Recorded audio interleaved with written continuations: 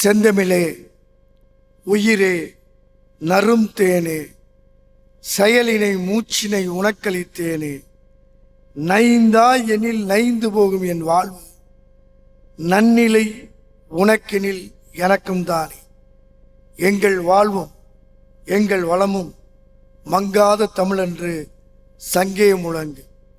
காலங்கள் மாறினாலும் கோலங்கள் மாறினாலும் எல்லோருடைய எண்ணங்களுக்கேற்ப வண்ண வண்ண வகையான திட்டங்களை நாள்தோறும் மக்களுக்கு வழங்கி வருகிற வசந்த் தொலைக்காட்சி நேயர்கள் அத்துணை பேருக்கும் எங்கள் பட்டிமன்ற குழுவின் சார்பில் இதயமார்ந்த தமிழ் புத்தாண்டு பொங்கல் நல்வாழ்த்துக்களை மன மகிழ்ச்சியோடு தெரிவித்துக் கொள்கிறேன்.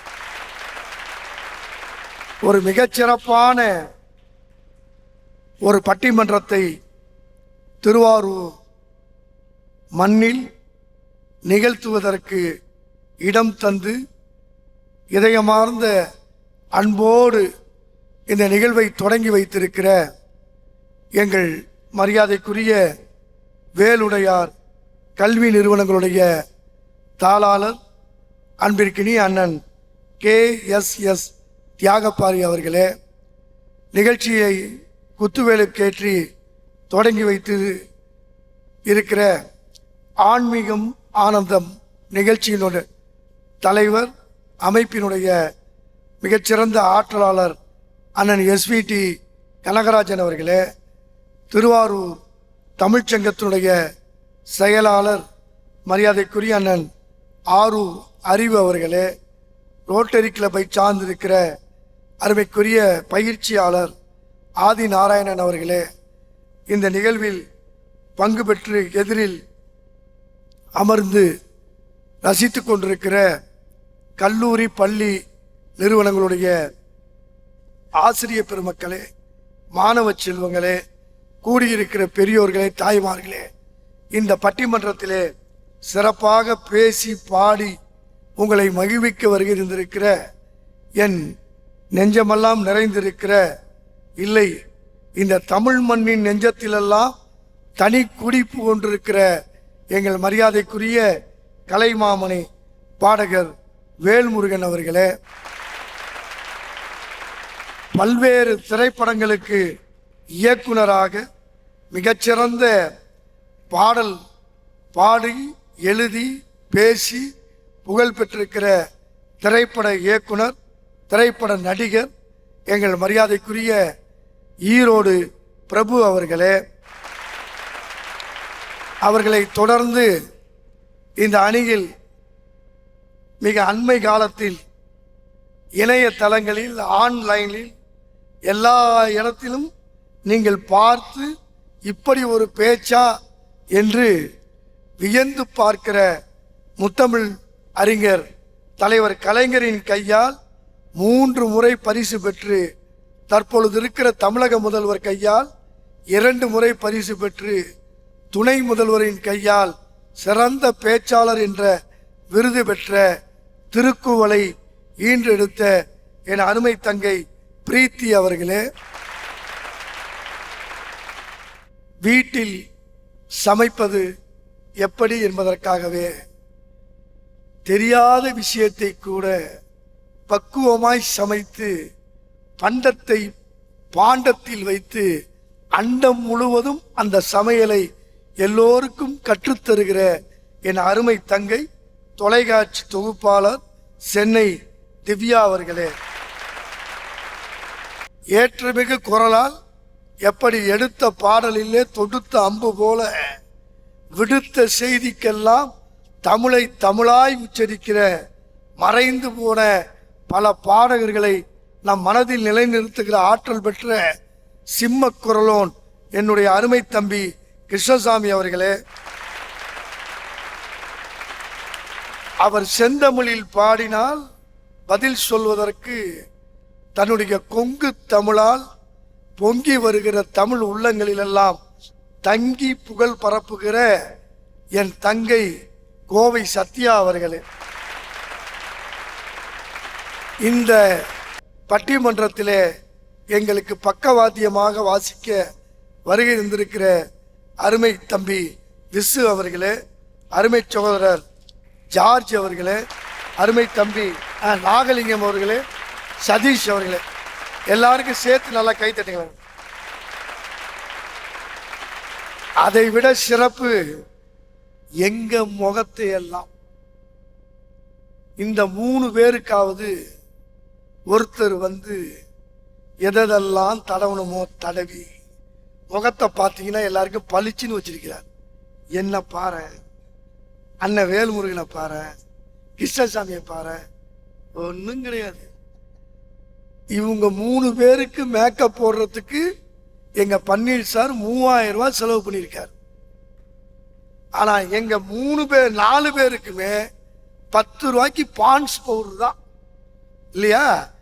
ஆனாலும் இந்த முகத்தையும் எழிலார்ந்த முகமாக காட்டுவதற்காக கால்களுக்கு நின்று கொண்டிருக்கிற எங்கள் படப்பதிவாளர் அவர்களை அழைத்து வந்திருக்கிற என் அருமை நண்பர் ஸ்டீபன் அவர்களுக்கும் நான் கிட்டத்தட்ட 1994 தொடங்கி 32 ஆண்டுகளாக தொலைக்காட்சி பேச்சரங்கங்கள், தொலைக்காட்சி பட்டிமன்றங்கள் என்று பல இடங்களில் பல தொலைக்காட்சிகளுக்கு பேசி இருந்தாலும் ஒரு பட்டிமன்றத்தை எப்படி ஒரு பிரம்மாண்டமாக நடத்த வேண்டும், ஒரு பட்டிமன்றத்தை எப்படி எல்லோரும் ரசிக்கிற வகையில் செய்ய வேண்டும் என்கிற வித்தையை தான் பிறந்த மண்ணில், காஞ்சிபுரத்தில் பிறந்த மண்ணிற்கு பெருமை சேர்க்கிற பேரறிஞர் அண்ணாவிற்கு பிறகு இந்த தமிழையும் தமிழ் இலக்கியத்தையும் தமிழ் இசையையும் ஒருங்கே கொண்டு போய் உலகத்திற்கு காட்டுகிற உன்னத பணியை செய்கிற எங்கள் நிகழ்ச்சி தயாரிப்பாளர், காஞ்சி மண் தந்த நெஞ்சம் நிறைந்த நேசர் அண்ணன் பன்னீர்செல்வம் அவர்களுக்கு எல்லோரும் நல்லா கைத்தட்டி பார். ஒரு இளைஞர் தமிழர் திருநாளாய் கொண்டாடப்படுகிற பொங்கல் பண்டிகை என்கிற உன்னதமான நாள். நான் இப்ப இங்க அரங்கத்துக்கு உள்ளே வருகிறப்ப ஒரு பையனை பார்த்து கேட்டேன், டே பொங்கல் பட்டிமன்றோட கலகலகலன்னு வரியே ஏண்டான்னு. அவன் ஒரே ஒரு வார்த்தை சொன்னான், இந்த தீபாவளியை எவன் கண்டுபிடிச்சான்னு தெரியல சார், ஆனா பொங்கலை கண்டுபிடிச்சவன் தான் எங்களுக்கு ரொம்ப பிடிச்சவன் தான். ஏன்டா தீபாவளியை கண்டுபிடிச்சவனை ஏன்டா திட்டுறேன்னு? தீபாவளினா ஒரு நாள் தான் சார் லீவ் விடுறான், பொங்கல்னா தான் சார் 3 நாள் லீவ் விடுறான், எங்களுக்கு லீவு தானே முக்கியம். இவனுக்கு சந்தோஷம் எங்க நிக்குதுவா? எதிரிலே இருக்கிற தலைமுறைகளுக்கு சொல்லுகிறேன், வருடத்தில் 12 மாதத்தில் 21 பண்டிகைகள் வருகிறது. அந்த 21 பண்டிகைகள் ஒரு மதத்திற்கு, 4 பண்டிகைகள் இன்னொரு மதத்திற்கு, 3 பண்டிகைகள் இன்னொரு மதத்திற்கு. ஆனால் மதம், இனம், சாதி எந்த பாகுபாடும் இன்றி உலகத்திலேயே நன்றி தெரிவிப்பதற்காகவே 3 நாள் திருவிழாக்கள் நடத்துகிற ஒரே இனம் நம் தமிழினத்தை தவிர வேறு எந்த இனமும். முதல் நாள் வைக்கிற பொங்கல் இன்றைக்கும் நம்மை வாழ வைத்துக் கொண்டிருக்கிற, இன்றைக்கல்ல என்றைக்கும் ஏழை எளியவன், ஒடுக்கப்பட்டவன், தாழ்த்தப்பட்டவன், பிற்படுத்தப்பட்டவன் என்று பாகுபாடு இன்றி எல்லோருக்கும் சமத்துவபுரத்தை கொடுத்து நம்மை சமாதானமாக வாழ வைத்துக் கொண்டிருக்கிற இயற்கையின் சின்னமாய் இருக்கிற அந்த சூரியனுக்கு நன்றி தெரிவிக்கிற நாள் முதலாவது நாள். அதுக்கு பேர் தான் பொங்கல். இங்க இருக்கிற குழந்தைங்களுக்கெல்லாம் தெரியும்.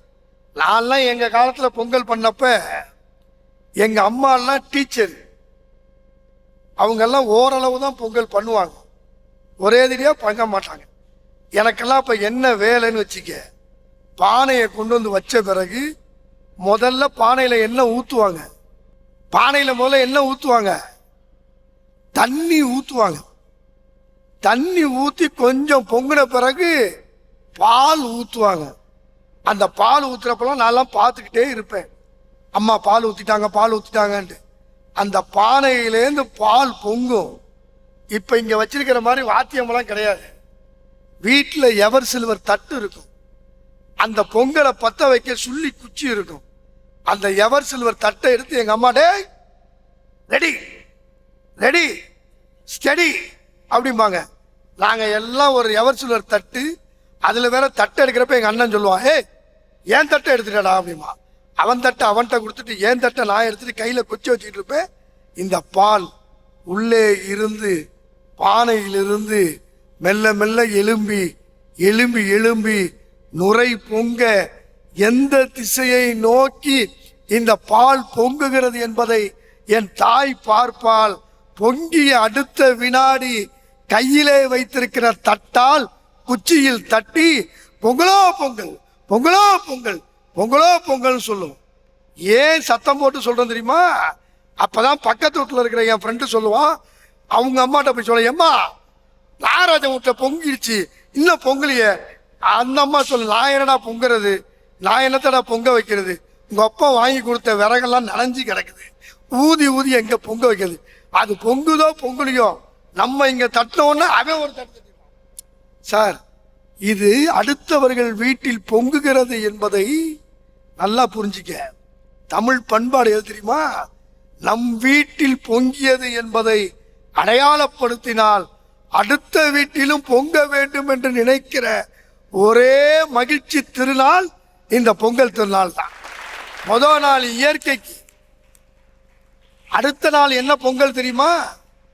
எல்லாரும் என்ன பொங்கல் சொல்லு. பொங்கலுக்கு அடுத்த நாள் என்ன திருநாள்? மாட்டு பொங்கல். மாட்டு பொங்கல்னா என்ன தெரியுமா? இப்ப நம்ம பண்பாட்டையே மாத்திட்டான். மாட்டு பொங்கல்னா நம்மளோடு இருக்கிற உயிரினத்திற்கு மரியாதை செய்யணும். இப்ப தமிழை எப்படி மாத்திட்டான் தெரியுமா? மாட்டு பொங்கல் அன்னைக்கு தான் ஆட்டுக்கறியை வச்சு குழம்பு வைக்கணுங்கிறான், கோழி அடிச்சு கொதிக்க வைக்கணுங்கிறான். பண்பாடு மாறி போய்விட்டது. என் தலைமுறைக்கு சொல்லுகிறேன், முதல் நாள் இயற்கையாகிய சூரியனுக்கு, இரண்டாவது நாள் கலனியிலே நம்மோடு உழைத்து உழைத்து பாடுபட்டு போன அந்த உயிரினங்களுக்கு, மூன்றாவது நாள் தான் முக்கியமான நாள். அந்த பொங்கலுக்கு என்ன பேர் தெரியுமா? என்ன பொங்கல்? கன்னி பொங்கலா? இப்படி சொல்லிதான் நம்ம பயனுள்ள திருத்த விடாம மாட்டான். ஆமா, அந்த கன்னி பொங்கலுக்கும் பார்த்தா அன்னைக்கு ஒரு நாள் ஒரு பையன் சொல்றான், கண்ணாமலாம் செவக்க வந்தான், செக்கச்சேவேன்னு வந்தான். என்னடா கன்னி பொங்கல் அன்னைக்கு செக்கச்சேவேன்னு வரேன்னு அவன் சொன்னான். கன்னி பொங்கலுங்கிறத மாத்தி என் காதலி என் கன்னத்துல அரைஞ்சி கன்னி போன பொங்கலா மாத்திட்டான். கன்னி பொங்கல் என்பது நம் ஊருக்கு நடுவில் இருக்கிற ஆறோ குளமோ பொது இடத்திலேயோ வயதுக்கு வந்த பெண்கள் எல்லாம் ஒன்று கூடி கும்மி அடித்து கூடை வைத்து ஊரார் உறவினர் உற்றார் பெற்றோர் சான்றோர் ஆன்றோர் அத்துணை பேரும் இந்த குழந்தைகளுக்கு பரிசு கொடுப்பார்கள். அந்த பரிசை எல்லாம் சேர்த்து போட்டு ஒரு சோறு ஆக்குவாங்க. அந்த சோத்துக்கு பேர் கூட்டாஞ்சோறுன்னு. அந்த கூட்டாஞ்சோறுல பருப்பு இருக்கும், கடலை பருப்பு இருக்கும், அரிசி இருக்கும், எல்லாம் கலந்து இருக்கும். அதை ஆக்குறது பெருசு இல்லை. அதை எடுத்து கொடுத்த உடனே வாங்கி சாப்பிடுகிற பொழுது ஊரில் இருக்கிற பெரியவர்கள் நமக்கு ஒரு காசு கொடுத்து வாழ்த்துவார்கள். முதல் நாள் இயற்கைக்கு, இரண்டாவது நாள் உயிரினங்களுக்கு, மூன்றாவது நாள் நாம் நன்றாக வாழ வேண்டும் என்று நினைக்கிற ஆண்டோர்களை சான்றோர்களை காணும் பொங்கல். அதுதான் இந்த மண்ணின் பண்பாட்டின் உச்சம். பெண்கள் கும்மி அடிப்பார்கள். பெண்கள் குனிஞ்சு கும்மி அடிச்சா ஆம்பளை பசங்க சும்மா இருப்பானுல. அப்பதான் ஆம்பளை பசங்க போய் திமிழ் நிறைந்திருக்கிற காளை மாட்டினுடைய திமிழை பிடித்து ஆட்டி அதை அடக்குகிற பெயர்தான் ஏறு தழுவுதல்னு பேர். அதுக்கு பேர் ஏறு தழுவுதல். அது இந்த பக்கம். இவங்கெல்லாம் என்ன தெரியுமா சொல்றாங்க? இவங்க ஏறு தழுவுதல்லாம் இன்னைக்கு இருக்கிறவங்கெல்லாம் அதுக்கு பேர் வச்சிருக்கான். நகரத்தில் உள்ளவங்கெல்லாம் ஜல்லிக்கட்டு அப்படின்னு வச்சிருக்கான். அது ஜல்லிக்கட்டாக இருந்தாலும் ஏறு தழுவுதலாக இருந்தாலும் காளையின் மனதை கட்டுப்படுத்தாமல் சந்தோஷத்தில் கொண்டாடுறது இந்த பொங்கல், இந்த பண்பாடு, இந்த கலாச்சாரம் இன்றைக்கும் நல்லா பன்னீர்செல்வம்னு ஒரு செய்தி சொல்லியிருக்கார். என்ன செய்தி தெரியுமா? இன்றைக்கும் என்று சொல்லலை, இன்றைய சூழலில் சொல்லியிருக்கார். இன்றைக்கு என்பது வேறு, இன்றைய சூழல் வேறு. அது கிராமத்தில் இருக்கிறதா நகரத்தில் இருக்கிறதா என்று கேள்வி கேட்டிருக்கிறார்கள். நகரமே என்று 3 பேரும், கிராமமே என்று 3 பேரும் பேச இருக்கிறார்கள். மிகச் சிறப்பான பேச்சாளர்கள் பேச இருக்கிறார்கள். அதில் பண்பாட்டை இன்றைய சூழலில் காப்பாற்றி கட்டி காப்பது நகரமே என்ற அணியை தொடங்கி எங்கள் மரியாதைக்குரிய திரைப்பட ஆவணப்பட இயக்குனர் அருமை சகோதரர் ஈரோடு பிரபு இதோ உங்கள் மத்தியில்.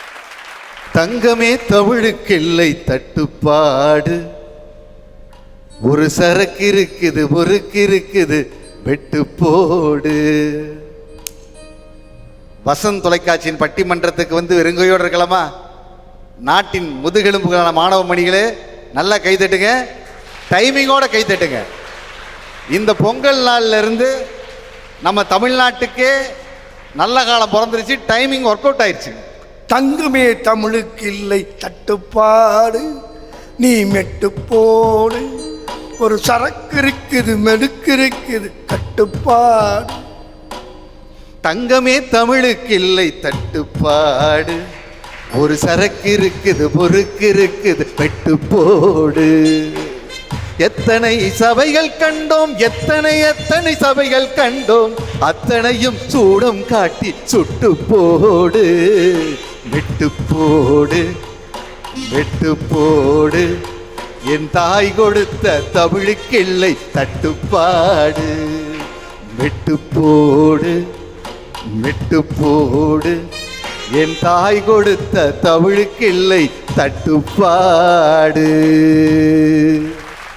தமிழுக்கு மகுடம் சூட்டிய நல்லூரே, தமிழுக்கு மகுடம் சூட்டிய நல்லூரே, தேருக்கே பெருமை சேர்த்த பொன்னூரே, திருவாரூரே வணக்கம். இசையாட்சி நடத்தினால் அது இசைஞானி இளையராஜா. நடுவர் அவர்களே, இசையாட்சி நடத்தினால் அது இசைஞானி இளையராஜா. கேமரா ஆட்சி நடத்தினால் அது இயக்குனர் பாரதி ராஜா. மேடைதோறும் தமிழாட்சி நடத்தினால் அவர்தான் நாகை நாகராஜா என்ற நம்பிக்கையோடு வந்திருக்கிறார். இதுக்கே ஓட்டு போடணும். அந்த காலம் அது அது அது அது வசந்தன் கோ காலம். இந்த காலம் இது இது காலம் வசந்த் டிவி காலம். வசந்த் டிவி நேயர்களுக்கு பொங்கல் நல்வாழ்த்துக்களை தெரிவித்துக் கொள்கிறோம். நடுவர் அவர்களே, பக்காவான கேள்வி கேட்டிருக்கீங்க. நக்கீரன் சிவபெருமானை பார்த்து கேட்காத கேள்வி, கோர்ட்ல வக்கீல் கேட்காத கேள்வி, டீச்சர் மாணவனை பார்த்து கேட்காத கேள்வி, பண்பாட்டோட இருக்கிறது கிராமமா நகரமானு கேட்டிருக்கீங்க. பாருங்க, நான் ஈரோடு சிட்டியிலிருந்து வந்திருக்கிறேங்க, நகரத்துக்காக பேச வந்திருக்கேன். அவங்கெல்லாம் கிராமத்துக்காக பேச வந்திருக்காங்க. மரியாதைக்குரிய வேல்முருகன் சார் இசை நாயகன், அவர் சென்னை சிட்டியிலிருந்து வந்திருக்கிறாரு. அவங்க நாகை சிட்டியிலிருந்து வந்திருக்காங்க. அவர் காரைக்கால் சிட்டியிலிருந்து வந்திருக்கிறாரு.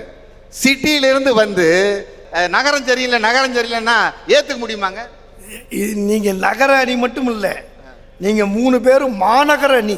ஆமாங்க, மாநகரம். நீங்கள் ஈரோடு மாநகரம், தங்கச்சி சென்னை மாநகரம், என் தங்கச்சி கோவை மாநகரம். கோவை மாநகரம் இதெல்லாம் வந்து லோக்கல். நடுவர் அவர்களே, நகரம் தான் பெஸ்ட். பாருங்க, கிராமத்துக்கு நான் ஒன்றும் எதிரி இல்லைங்க. இது என்ன காலம் நடுவர் அவர்களே? இது 2026 அதாவது இங்க வந்து எது முக்கியம் தெரியுங்களா? 2G 3G 4G 5G முக்கியம். அவங்க என்ன பேசுவாங்க? எங்களுக்கு பச்சை வெங்காயம் கஞ்சி இருந்தா போதுன்னுவாங்க. ஆனா இன்னைக்கு ஸ்கூல்ல படிக்கிற பசங்களாம் நிகழ்ச்சியை பார்த்துட்டு இருக்காங்களே, எப்படிங்க பாடுறான்? ஒரு காலத்துல பாட்டு கண்ணதாசன் பாடினாரு, வீடு வரை உறவு வீதி வரை மனைவி காடு வரை பிள்ளை கடைசி வரை யாரோ கடைசி வரை யாரோ. இது கிராமத்து ஸ்டைல். ஆனா நகரத்து எப்படிங்களா? வீடு வரை 2G,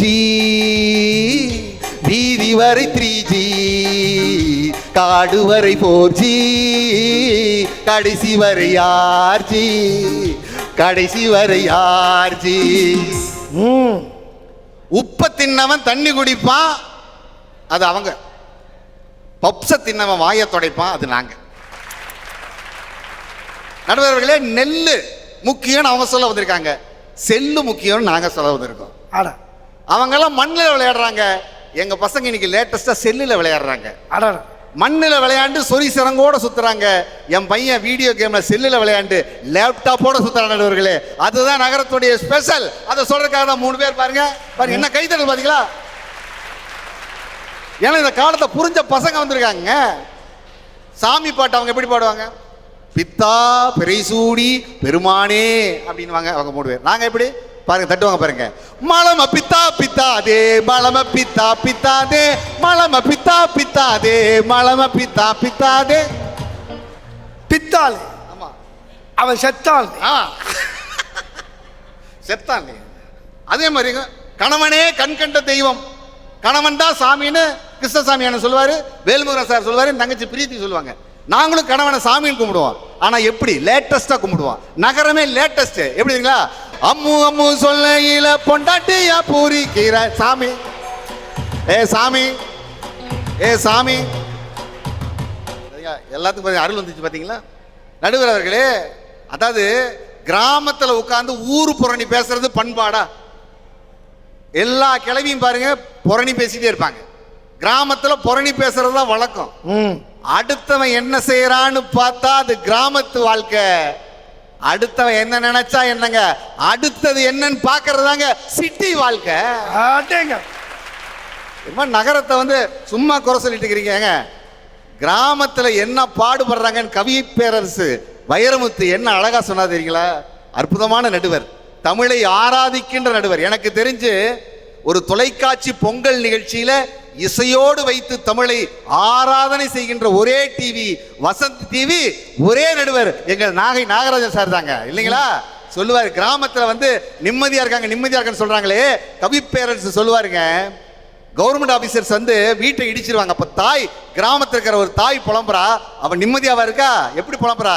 ஏழே துரைச்சாமி எங்கடா ஒப்பேன், கள்ளுக்கடை போயிருப்பான் கையோட கூட்டியாடா, சாமிகளா சாமிகளா சர்க்காரு சாமிகளா, செலந்தி கூடலிக்கு சீட்டு வாங்கி வந்தீங்களா, சித்தெரும்பு நசுக்கத்தான் சீப்பேறி வந்தீங்களா, அரைச்செண்டு வீழிக்க ஆர்டர் வாங்கி வந்தீங்களா, வெள்ளாட்டு காம்பில் விசவடிய கணா கண்டேன், ஓடையெல்லாம் ரத்தம் ஓடிவர கணா கண்டேன், காத்து கருப்பாச்சே கண்ட கணா பழிச்சிருச்சே, எள்ளு செடி மேல இடி வந்து விழுந்துருச்சு, முள்ளெடுக்க போயிருக்கு மூத்தவனை காணலையே, 7வது படிக்க போன இளையவனும் காணலையே, ஒத்தையில நான் கிடந்து உலக்கரிசி போடையில வாக்கரிசி கொண்டு வந்து வாசப்பக்க நிக்கிறீங்க, எட்டி உதச்சாலே இத்து விடு சுவருக்கு கடப்பாறை இதுக்கியா கவர்மெண்ட் ஆளுகளே, நாம் பட்ட பாடு நாய் விடுமா பேய் விடுமா, கடையும் தயிர் விடுமா, காஞ்சிபுரம் தறி விடுமா, முன் சுவர் எழுப்பத்தான் மூக்குத்தி அடக வச்சேன், பித்தளை குடவித்து பின் சுவரு கட்டி வச்சேன், கதவுக்கு மரம் வாங்க காசு இல்ல ராசாவி, கோணியில கதவு செஞ்சு கோட்டைக்கு மாட்டி விட்டேன், கூட்ட களைச்சாக்கா குருவிக்கு வேற மரம், வீட்டை இடிச்சாக்கா எங்களுக்கு ஏதியா இடன்னு வாழ்ற அந்த வாழ்க்கையில எங்கேங்க நிம்மதி இருக்கு?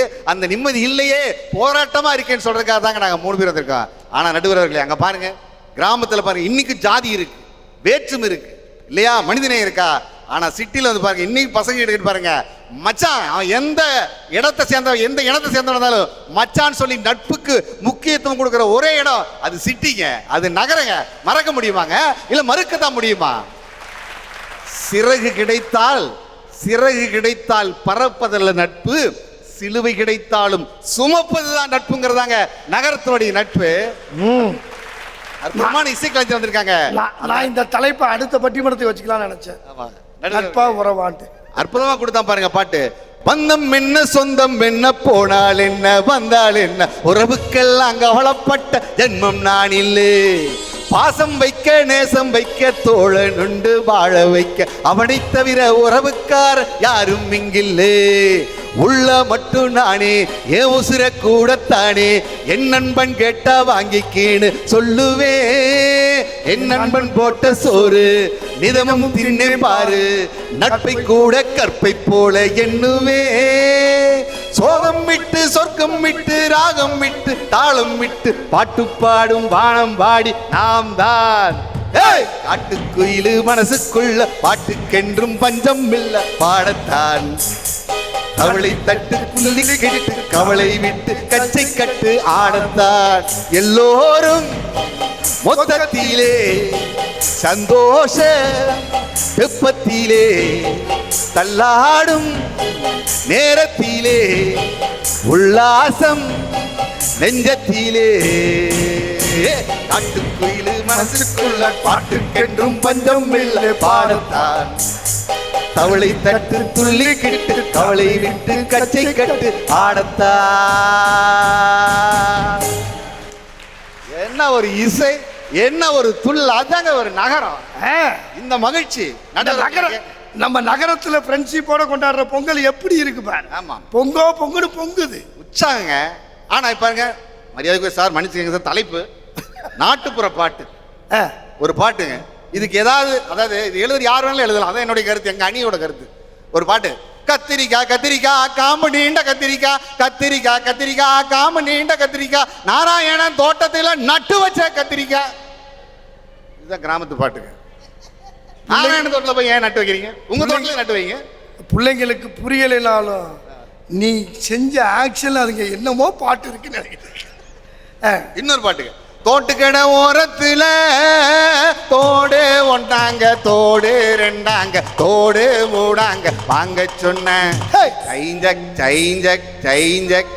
அதை வாங்கி வித்தாக்க வரவ வச்சாக்க வாழ்க்கை நல்லாகும் பாடு பொண்ணு. பாத்தீங்களா, வந்துட்டார் பாத்தீங்களா? தோசை கடை ஓரத்திலே தோசை ஒன்னாங்க தோசை ரெண்டாங்க தோசை, கடைசி வரைக்கும் வாங்கல. ஆங்க ஆங்க ஆங்கங்கிறான், அவ்வளவுதான். நடுவர் அவர்களே, இது யார் வேணாலும் எழுதலாங்கிறது எங்களுடைய கருத்து. இப்ப வசந்த் தொலைக்காட்சியில பொங்கல் பட்டிமன்றம், பாட்டு மன்றம் இல்லைங்களா? வசந்த் டிவி நிகழ்ச்சியில பொங்கல் திருவிழாவில் பட்டிமன்றம் நடக்குது. வேல்முருகன் சார்தானே வந்து தான் பாடுறாரு. தைஞ்சக் தைஞ்சக் தைஞ்சக். இந்த நிகழ்ச்சியில் நடுவர் நாகை நாகராஜா தீர்ப்பு நல்லா சொல்வாருங்க. எங்க நடுவர் நாகை நாகராஜன் தீர்ப்ப சிறப்பா இங்கே சொல்வாருங்க. இது பாட்டா? ஆனா எங்க பாட்டுல காதல எவ்வளவு கண்ணியமா கொடுத்தா தெரியுங்களா? கவிப்பேர் ஸ்வயர்புத்து சாதாரண கவிஞனாங்க. ஏங்க ஒன்னு சொல்றேங்க, என்னதான் கிராமத்திலிருந்து வந்திருந்தாலும் நகரம் தான் பெருமைப்படுத்தி இருக்கிற நடுவர்களே. சிறுகூடற்பட்டியில் பிறந்து ஒரு சாதாரண கண்ணதாசனாய் இருந்த கண்ணதாசனை கவியரசு கண்ணதாசனாக மாற்றியது நகரம். மறக்க முடியுமாங்க? அது மட்டும் இல்லைங்க, ஒரு படகு இயக்கும் இயந்திரத்தை தயாரிக்கும் தொழிலாளியின் மகனாக பிறந்து ரோடா பேப்பர் போட்டு இன்று பேப்பரா செய்தியை வராரே ஏபிஜே அப்துல் கலாம். அவர் கண்ட கனவு என்னங்க? இந்த டிஜிட்டல் இந்தியா வல்லரசாக வேண்டும் என்ற கனவு கிராமத்திலே உட்கார்ந்து நடக்குமா? அந்த முற்போக்கு சிந்தனையை இந்த பொங்கலில் வசந்த் தொலைக்காட்சி மூலம் விதைப்பதற்காக நாங்கள் வந்திருக்கிறோம். இந்த நிகழ்ச்சியை பார்த்துக் கொண்டிருக்கிற அன்பு இதயங்களே, நாட்டிலே ஒருகை இலங்கை, மாவட்டத்தில் ஒருகை செங்கை, ஆற்றிலே ஒருகை வைகை, மாதத்தில் ஒருகை கார்த்திகை, சந்தோஷத்தில் ஒருகை புன்னகை. இந்தியாவின் நம்பிக்கை அது நகரம். நகரம்தான் பண்பாட்டை காப்பாற்றுகிறது. நடுவர் சொன்னதை போல ஜல்லிக்கட்டுக்கு கூட குரல் கொடுத்தது நகரம்தான் என்ற காரணத்தால் பண்பாட்டை கட்டி காப்பாற்றுவது நகரமே என்று நீங்கள் தீர்ப்பு தர வேண்டுமாய் கேட்டு நன்றியோடு விடைபெறுகின்றேன். நன்றி, வணக்கம். மிகச்சிறப்பாக அவர் அப்படியே பாடல்களையே வரிசைப்படுத்தி தான் பட்ட பாட்டையும் சொல்லிட்டார். வைரமுத்து நகரத்தை பற்றி எவ்வளவோ கவிதை பாடியிருக்கிறார். நண்பர்களே, இந்த நகரத்தில் இருக்கிற இன்பம் கிராமத்தில் இல்லைன்னு கிராமத்து பாட்டே பாடின MS விஸ்வநாதன் ஒரு பாட்டு போட்டார். காலை ஜப்பானில் காஃபி, மாலை நியூயார்க்கில் ராபி, இரவில் தாய்லாந்தில் ஜாலி, இதிலே நமக்கென்ன வேலி, இன்பம் எங்கும் நம்மசமே. தட்டட்டும் தட்டட்டும் கைகள் ரெண்டும் கமான், பாடட்டும் பாடட்டும் கால்கள் ரெண்டும் கமான், clap with me. உலகம் நடக்கட்டும் வாக்கெட்டிலே, உயர பறக்குது ராக்கெட்டிலே. கட்டழகு பெண்ணீர் வட்ட வீடும் பாட்டு தொட்ட வீடம் மத்தர இன்பமின்றி துன்பமின்றி தாராரி.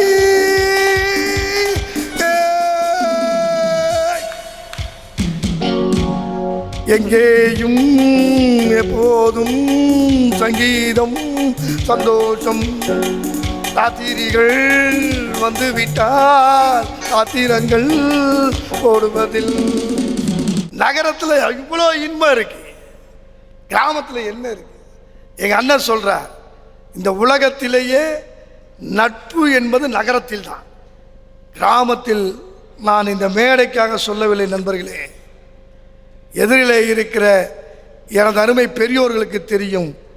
இன்றைக்கும் கிராமங்களில் சாதி பெயர் கொண்ட தெரு இருக்கிறது, சாதி பாகுபாடு இருக்கிறது, மேலோர் கீழோர் என்ற ஏற்றம் இருக்கிறது.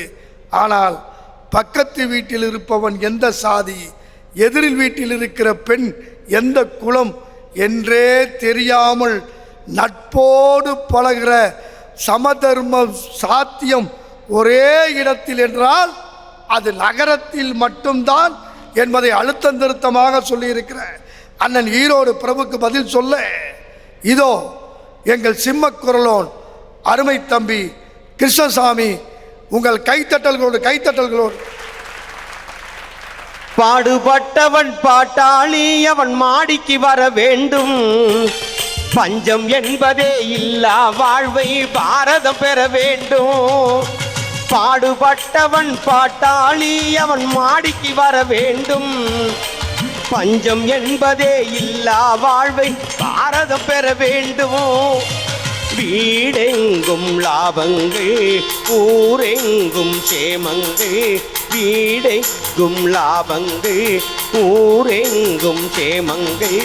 நாளுக்கு நாள் ஓங்கும் வரம் வேண்டுமே, நாளுக்கு நாள் ஓங்கும் வரம் வேண்டுமே. உலகங்கள் யாவும் உன் அரசாங்கமே, உலகங்கள் யாவும் உன் அரசாங்கமே. ஒவ்வொன்றும் நீ செய்யும் அதிகாரமே, ஒவ்வொன்றும் நீ செய்யும் அதிகாரமே என்று சீரோடும் சிறப்போடும் நடைபெற்றுக் கொண்டிருக்கிற வசந்த தொலைக்காட்சியின் வாயிலாக உலகெங்கும் இருக்கிற தமிழர்களுக்கு தமிழர் திருநாளாகிய பொங்கல் திருநாள் வாழ்த்துக்களை மனம் மொழி மெய்களால் வணங்கி அருமையான முறையிலே இருந்து கேட்டுக்கொண்டிருக்கிற மாணவ கண்மணிகளே, உங்கள் அத்துணை பேருக்கும் பொங்கல் திருநாள் வாழ்த்துக்களை சொல்லி ஒரு அருமையான தலைப்பின் கீழே இந்த பட்டிமன்றம் சென்று கொண்டிருக்கிறது.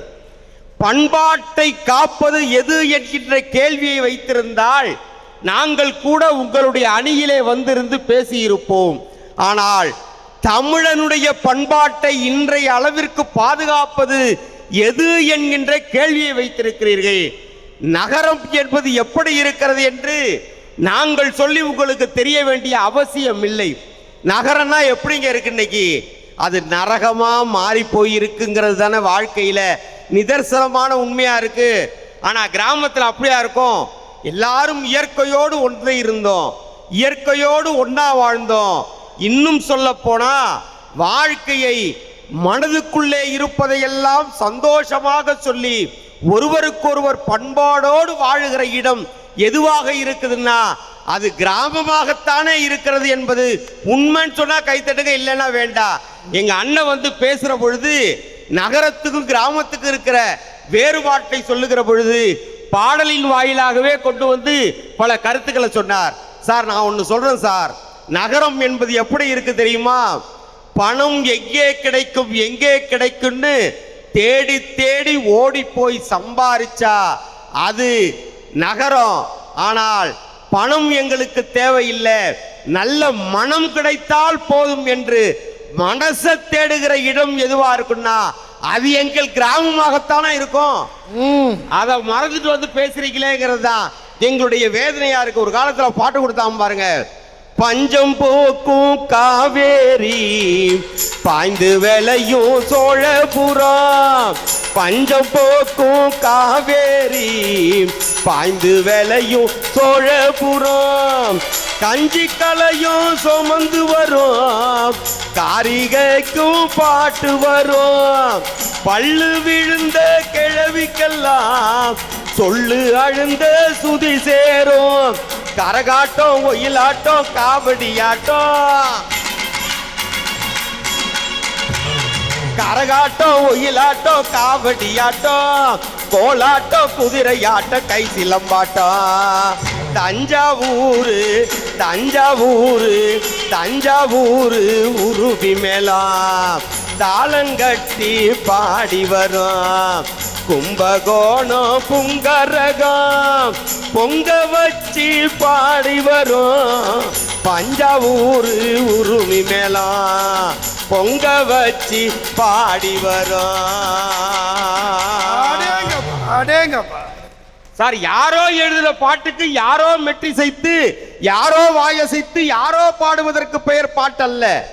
என் மனதுக்குள்ளே தோன்றுகிற பாடலை, என் உள்ளத்துக்குள்ளே இருக்கிற அந்த இசையினுடைய வாயிலாக என் களைப்பு தீருகிற வரை நான் என்னுடைய மனதிலே இருக்கிற செய்திகளை எல்லாம் சொல்லுகிற பொழுது கும்மி அடித்து பாடுகிற பாடல் தான் எங்கள் கிராமங்களிலே இருந்த பாடல். அதுதான் நிதர்சனமான உண்மை. இன்னைக்கு தமிழனுடைய பண்பாடு அதுதானே காப்பாத்துது. தன்னநாதீனம் தன்னநாதீனம் தன்னநாதீனம் தன்னானே தன்னநாதீனம் தன்னானே தன்னநாதீனம் தன்னநாத் தன்னநாதீனம் தன்னானே. ஒன்னாம் படி எடுத்து ஒரமா கருப்பசாமியா முன்னோர எங்க பேச்சியா தலைமாரியம்மா சித்திர கோபுரம் கட்டவே சித்திர கோபுரம் கட்டவே அழகு பொட்டுக்கு அழகு பூப்புத்து ஆத்தா வராளம் பூஞ்சோலைக்கு ஆத்தா வராளம் பூஞ்சோலைக்கு. ரெண்டாம் படி எடுத்து ரத்தன கோலுசம் வேத வேதமா ரத்தன மாணிக்கா. சார், இப்படி எங்களுக்கு வரியே வேண்டாம் சார். இப்படியே படி ஏறி 10 படி ஏறிடும். ஆமா, 10 படி ஏறின பிறகு அந்த பாட்டை கொண்டு வந்து எப்படி பினிஷ் பண்ணுவாங்க சார்? எங்க அண்ணன் இங்க இருந்து வந்து நீங்க டைமிங்கோட கைத்தட்டுக்கன்னார்ல, எங்க ஆளு கொடுத்தாம பாருங்க. கொட்டிய கையும் வலிச்சு போச்சு, நல்ல கோடி மதிரமும் கொட்டி போச்சு. கொட்டிய கையும் வலிச்சு போச்சு, நல்ல கோடி மதுரமும் விட்டு போச்சு. நித்திர வந்து நிலவ மறைக்குது, நித்திர கோடு காளித்தாயி. தந்தனன்னாதினன் தந்தனன்னாதினன் தந்தனன்னாதினன் தன்னானே தந்தனன்னாதினன் தன்னானே தந்தனன்னாதினன் தன்னன்னாதினன் தன்னன்னாதினம் தன்னானே. இப்படி போட்டா சாமி படியேறு. ஆமா, டவுன்ல எங்க படியேறலாம்? ஏது எல்லாம் லிப்ட்லயே. படி ஏறுறது மட்டும் இல்ல, எல்லாம் முட்டி சத்து போய் கிடக்காம பாவி.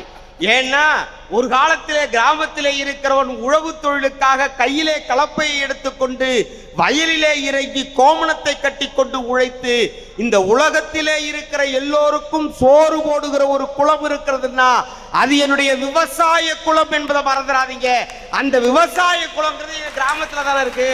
உங்க நகரத்துல என்ன சார் இருக்கு சார்? சாப்ட்வேரை வச்சுக்கிட்டு இந்த உலகத்தையே கைக்குள்ள கொண்டு வரலாம். எங்க அண்ணன் வந்து பேசுகிற பொழுது சொன்னார், நாங்கள் செல்போனோடு இருக்கிறோம், செல்போனோடு நடக்கிறோம். சார், ஒரு காலத்திலே எழுந்திருச்சோட பச்சை தண்ணிய ஒரு சொம்பு அப்படியே எடுத்து குடிச்சிட்டு வேப்ப மரத்து குச்சை எடுத்து பல்ல விளக்கின காலம் மாறி போச்சு. இன்னைக்கு ஏந்திரிச்சோன கண்ணை தொடச்சிட்டு இந்த செல்லை எடுத்து விளக்குற காலம் மாறி வந்து போச்சே சார். அதனாலதானே இன்னைக்கு சுகர் வந்து நிக்குது சார். உப்பு போட்டு பல்லு விளக்கணும். ஒரு காலத்துல இருந்தவன் உப்பு போட்டு சோறு தின்னான் சார். இன்னைக்கு உப்பு போட்டு பல்லு விளக்கிட்டு உப்பு போடாம சோறு தின்னுட்டு இருக்கான். அந்த உப்பு போட்டு பல்ல விளக்குறனா இல்லையான்னு டெஸ்ட் பண்றதுக்கு ஒரு பையன் வந்து கேட்கறான், உங்கள் பேஸ்டில் உப்பு இருக்கா? உனக்கு கேட்கறதுக்கு துப்பு இருக்கா? உப்பு இருக்கா? ஏண்டா அறிவு கட்டத்தனமா பேசுறீங்க? ஏதாச்சும் ஒரு உருப்படியாத கேள்வி கேட்கறியா? அந்த விவசாயி சேத்துல கால் வச்சு அவன் உழைச்சதனுடைய உழைப்பு தான் இன்னைய வரைக்கும் எல்லாருமே சோத்துல கை வச்சுக்கிட்டு இருக்காங்கிறத மறந்துடாதீங்க சார். ஒண்ணு சொல்லவா, ஒரு காலத்துல எல்லாம் வீட்டுல பொங்க வச்சு வீட்டுல சமைச்சு ஊர்ல உள்ளவனெல்லாம் ஒன்னா கூப்பிட்டு சோறு போட்டது ஒரு காலம் இருந்துச்சா இல்லையா? ஒன்னா இருந்து சோறு தின்ன ஒரு காலம் இருந்தது. ஆனா இன்னைக்கு செல்லுல புக் பண்ணி ஆர்டர் பண்ணி எவனோ எதையோ சமைச்சு கொடுக்குறான். அதை வாரம் பாதி வழியில திங்கிறானா திங்கலையான்னு தெரியல. அதுல காரி திப்பி கொண்டு வந்து கொடுத்தாலும் வீட்டுல வச்சுக்கிட்டு திங்கிறோமே. இதுதான் சார் உங்களுடைய வாழ்க்கையா இருக்குதுன்னு சொன்னோம்னா அதை ஏத்துக்க மாட்டேன்னா அங்கேயிருந்து வந்து பேசுறது. இப்போ ஒரு ஆப் வந்திருக்கு, எந்த ஊருக்கு போனாலும் ஒரு ஆப் வந்திருக்கு. அந்த ஆப்புக்கு என்ன தெரியுமா பேரு? ஊட்டி ஆப் அப்படின்னு பேரு. ஊட்டி ஆப்னா என்ன தெரியுமா? சாப்பாடை கொண்டு வந்து கொடுக்கறது மட்டும் இல்லை, அவனே ஊட்டி விடுறான். அவன் ஊட்டி விடுறதோட மட்டும் இல்லை, அவன் சொல்றான், சார் எனக்கு ஒரு 5 பாயிண்ட் ரெவ்யூ போடு சார். ஆமா சார், ஒரு காலத்துல எல்லாம் வீட்டுல வந்தாங்கன்னா வாரவங்களுக்கு உடையும் வராதவங்களுக்கு உடையும் கொதிச்சுக்கிட்டு இருக்குன்னு சொன்ன காலம் சார். வீட்டுல இருக்கிறவன் எல்லாம் ஒன்னா இருந்து 10 பேரா இருந்தாலும் 20 பேரா இருந்தாலும் கூட்டு குடுத்தனமா வாழ்ந்த காலம் நம்முடைய கிராமத்துல இருக்கு. இன்னைக்கு அது நடந்துகிட்டு தான் இருக்கு. ஆனா நகரத்துல இருக்கிறவன் அப்படி கூட்டு குடுத்தனமா இருக்கீங்களா? என் ஃப்ரெண்டு ஒருத்தன் சொல்றான், சார் நான் கூட்டு குடுத்தனமா இருக்கேன்னா எனக்கு உண்மையாவே ரொம்ப சந்தோஷமா இருக்கு. ஏன்டா மெட்ராஸுக்கு போய் ரொம்ப நாள் ஆச்சு, நகரத்துல இருந்துகிட்டா சார் நீ உன்னுடைய இதுல கூட்டு குடுத்தனமா இருக்க அப்படின்னு கேட்டேன். ஆமா, நானும் என் பொண்டாட்டியும் கூட்டு குடுத்தனமா வாழ்ந்துகிட்டு இருக்கோங்கிறான். புள்ள எங்கடா இருக்குன்னு கேட்டேன். அதை ஹாஸ்டல்ல விட்டுருக்கேன்னா. அப்பா அம்மா எங்கடா இருக்காங்க? அனாதை இல்லத்துல இருக்காங்கடாங்கிறான். இதுதான் உங்களுடைய காலம், வாழ்க்கை மாறி போச்சே. நீங்க தொடங்குற பொழுது சொன்னீங்க, உழைத்தவனுடைய உழைப்புக்காக ஒரு பொங்கல், அந்த உழைப்பை தருவதற்காக இருக்கிற அந்த சூரியனுக்கு ஒரு பொங்கல், உழைக்கிற மாட்டுக்கு ஒரு பொங்கல், நம்மை வாழ்த்துகிற எதிரே வந்து அமர்ந்திருக்கக்கூடிய பெருகைவர்களை போல இருக்கிறவர்களை காணுவதற்காக ஒரு பொங்கல்னு உலக வரலாற்றிலேயே பொங்கல் என்கின்ற பெயரிலே மக்களை மனம் மகிழ்விக்க வேண்டும் என்பதற்காக உழைப்பை பெருமைப்படுத்தியது நம்முடைய தமிழன் என்பது உலகுக்கு உண்மைன்னா, அந்த தமிழ் பொங்கலை கொண்டாடியது எங்கள் கிராமம் தானே சார் கொண்டாடிருச்சு. உங்க நகரம் என்னதான் சார் கொண்டாடிருச்சு கேக்குறேன் சார். சூரியனுக்காக பொங்கல் வைத்தோம். நீங்க இந்த சூரியன் மட்டும் இல்லாமல் போயிருந்தால் உலகத்திலே ஒண்ணுமே இல்லாம போயிருக்குமே. விதைத்தது பாழாய் போயிருக்கும். பாழாய் போயிருந்து விதை வெளியே வரலன்னா உண்பதற்கு உணவு கிடைக்காது. இதை தெரிஞ்சுக்கிட்ட கிராமத்தாய் எழுதுனா, பூமியிலே மாறியெல்லாம் சூரியனாலே, பயிர் பூப்பதுவும் காய்ப்பதுவும் மாறியினாலே, பூமியிலே மாறியெல்லாம் சூரியனாலே, பயிர் பூப்பதுவும் காய்ப்பதுவும் மாறியினாலே, நாம் சேமமுற நாள் முழுதும் உழைப்பதனாலே, நாம் சேமமுற நாள் முழுதும் உழைப்பதனாலே, இந்த தேசமெல்லாம் செழித்திடுது நம்ம கையாலே. ஏர்முனைக்கு நேரிக்கே எதுவுமே இல்லை என்று நம்ம வாழ்விலே பஞ்சமே இல்லை. ஏர்முனைக்கு நேரிங்கே எதுவுமே இல்லை என்று நம்ம வாழ்விலே பஞ்சமே இல்லை. நல்ல கை. எனவே நடுவரவர்களே, வாழ்க்கையிலே நிறைவா ஒண்ணு சொல்றேன் சார். ஒரு காலத்துல எல்லாம் பொங்கல் தீபாவளி என்ற பண்டிகை வந்தாதான் இட்லி தோசை சாப்பிட்ட காலம் நம்முடைய காலம். ஆனா அன்னைக்கு இட்லி எப்படி இருந்துச்சு தெரியுமா? என்னுடைய பாட்டி இட்லி சுட்டு கொடுத்தானா அப்படியே மல்லிகைப்பூ ஆட்டமே இருக்கும். காரணம் என்ன தெரியுமா?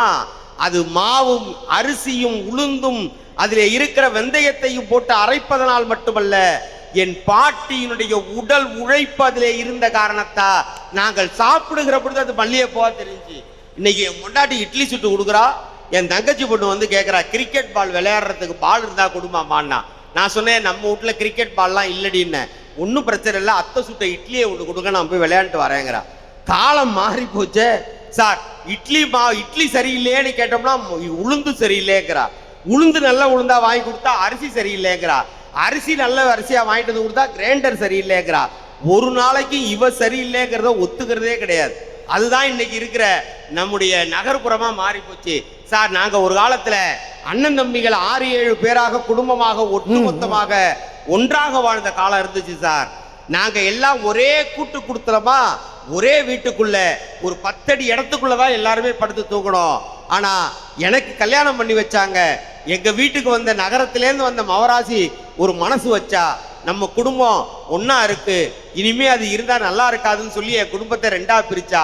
அதுக்கு பிறகு என் தம்பிக்கு 2 வருஷம் கழிச்சு கல்யாணம் பண்ணி வச்சோம். வந்தவ அடுத்ததையும் சேர்த்து 3ஆ பிரிச்சா. இப்படியே ஒன்னொன்னா பிரிஞ்சு பிரிஞ்சு இன்னைக்கு நாங்க 7 8 பிரிஞ்சு போய் நிக்கிறோம் சார்.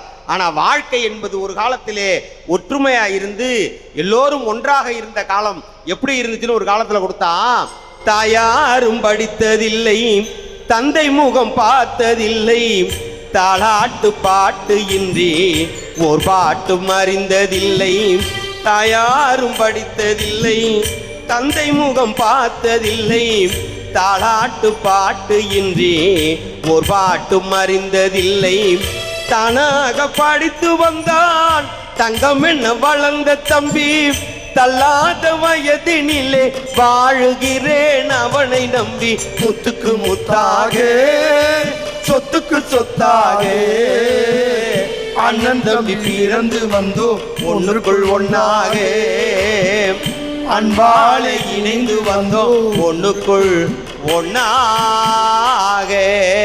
நன்றி நண்பர்களே, தமிழனுடைய பண்பாட்டை இன்றைய அளவுள்ள இனி எத்தனை ஆண்டுகள் வந்தாலும் ஐயன் வள்ளுவன் சொல்லுவானே, உழுதுண்டு வாழ்வாரே வாழ்வார் மற்றெல்லாம் தொழுதுண்டு பின் செல்பவர் என்ற அந்த வரிக்கு இணங்க நம்முடைய பண்பாட்டையும் நம்முடைய கலாச்சாரத்தையும் போற்றி பாதுகாப்பது யாராக இருக்கிறார்கள் என்று சொன்னால், நம்மை போன்று கிராமத்திலிருந்து புறப்பட்டு வந்த நம்முடைய உழைப்பாளிகள் மட்டும்தான் அதை காத்து கொண்டிருக்கிறார்கள் என்கின்ற நல்ல தீர்ப்பை நீங்கள் தர வேண்டும் என்று கேட்டு தந்த வாய்ப்புக்கு தமிழால் நன்றி கூறி நிறைவு செய்கிறேன். நன்றி, வணக்கம். மிகச் சிறப்பாக கிராமமே என்ற அணியை தொடங்கி வைத்து நல்ல பாடல்களை எல்லாம் பாடி பரவசப்படுத்தி இருக்கிற தம்பி கிருஷ்ணசாமிக்கு பதில் சொல்ல இதோ சென்னையிலிருந்து தொலைக்காட்சி தொகுப்பாளர் திருமதி திவ்யா உங்கள் மத்தியிலே. நகரமே என்று தாமரை தடாகத்தில் தேனிருந்த வந்திருக்கும் வண்டுகள் போல என் சொற்பொழிவை கேட்க வந்திருக்கும் அவையோருக்கும் சபையோருக்கும் நடுவருக்கும் என் முதற்கண் வணக்கம். வசந்த் தொலைக்காட்சி நேயர்களுக்கு என் இனிய தைத்திருநாள் நல்வாழ்த்துக்கள். ஐயா, இன்றைய பட்டிமன்ற தலைப்பு என்ன? இன்றைய சூழ்நிலையில் தமிழ் பண்பாட்டை கட்டிக்காப்பது கிராமமா நகரமா?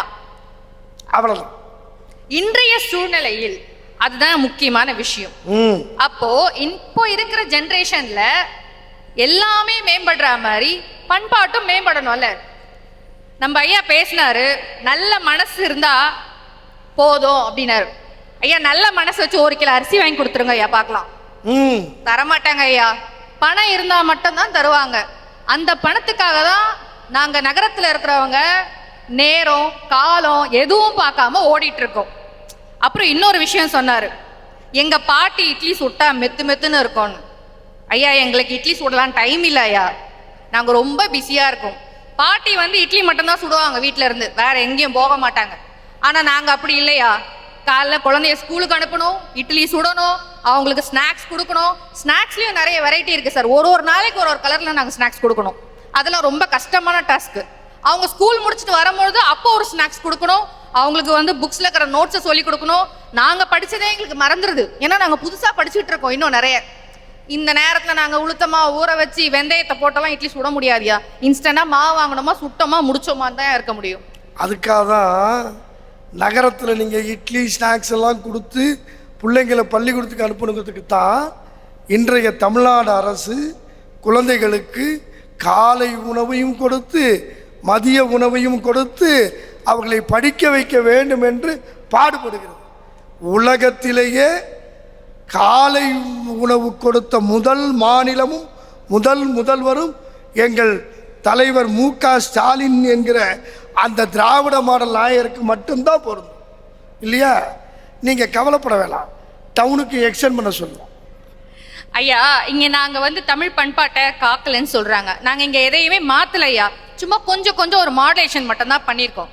இப்போ சொல்ல போனோம்னா ஒரு சின்ன பாட்டு, கூழானாலும் குளித்து குடி, கந்தையானாலும் கசக்கி கட்டு, அறம் செய்ய விரும்பும் அவனே ஒப்புற ஒழுகு.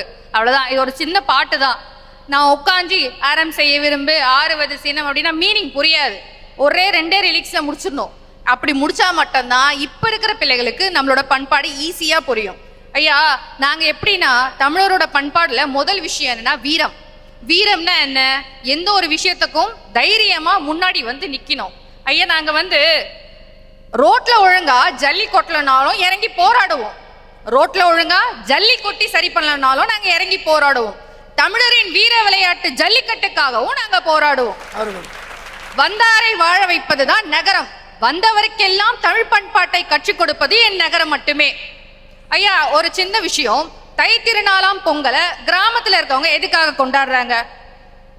நம்ம விவசாய நிலத்துல நெல்லை போட்டு அதை அறுவடை பண்ணி அது சரியான நேரத்துல பயிராகி அதுக்கு சரியான காலநிலை, சூரிய வெப்பம், தண்ணி இது எல்லாம் கொடுக்கிற கடவுளுக்கும் அதை வந்து ஒழுங்கா விளைவிச்சு கொடுத்து நமக்கு தேவையானவை கொடுக்கிற நிலத்துக்காகவும் கிராமத்துல இருக்கிறவங்க பொங்கலுக்கு கதிரவனுக்கும் நிலத்திற்கும் நன்றி சொல்லும் விதமாக பொங்கலை கொண்டாடுறாங்க. ஆனா நாங்க நகரத்துல பொங்கலை எதுக்காக தெரியுமாயா கொண்டாடுறோம்? நாங்க விவசாயிகளை தெய்வமாக போற்றி மட்டுமே பொங்கலை திருநாளை கொண்டாடுறோம் ஐயா.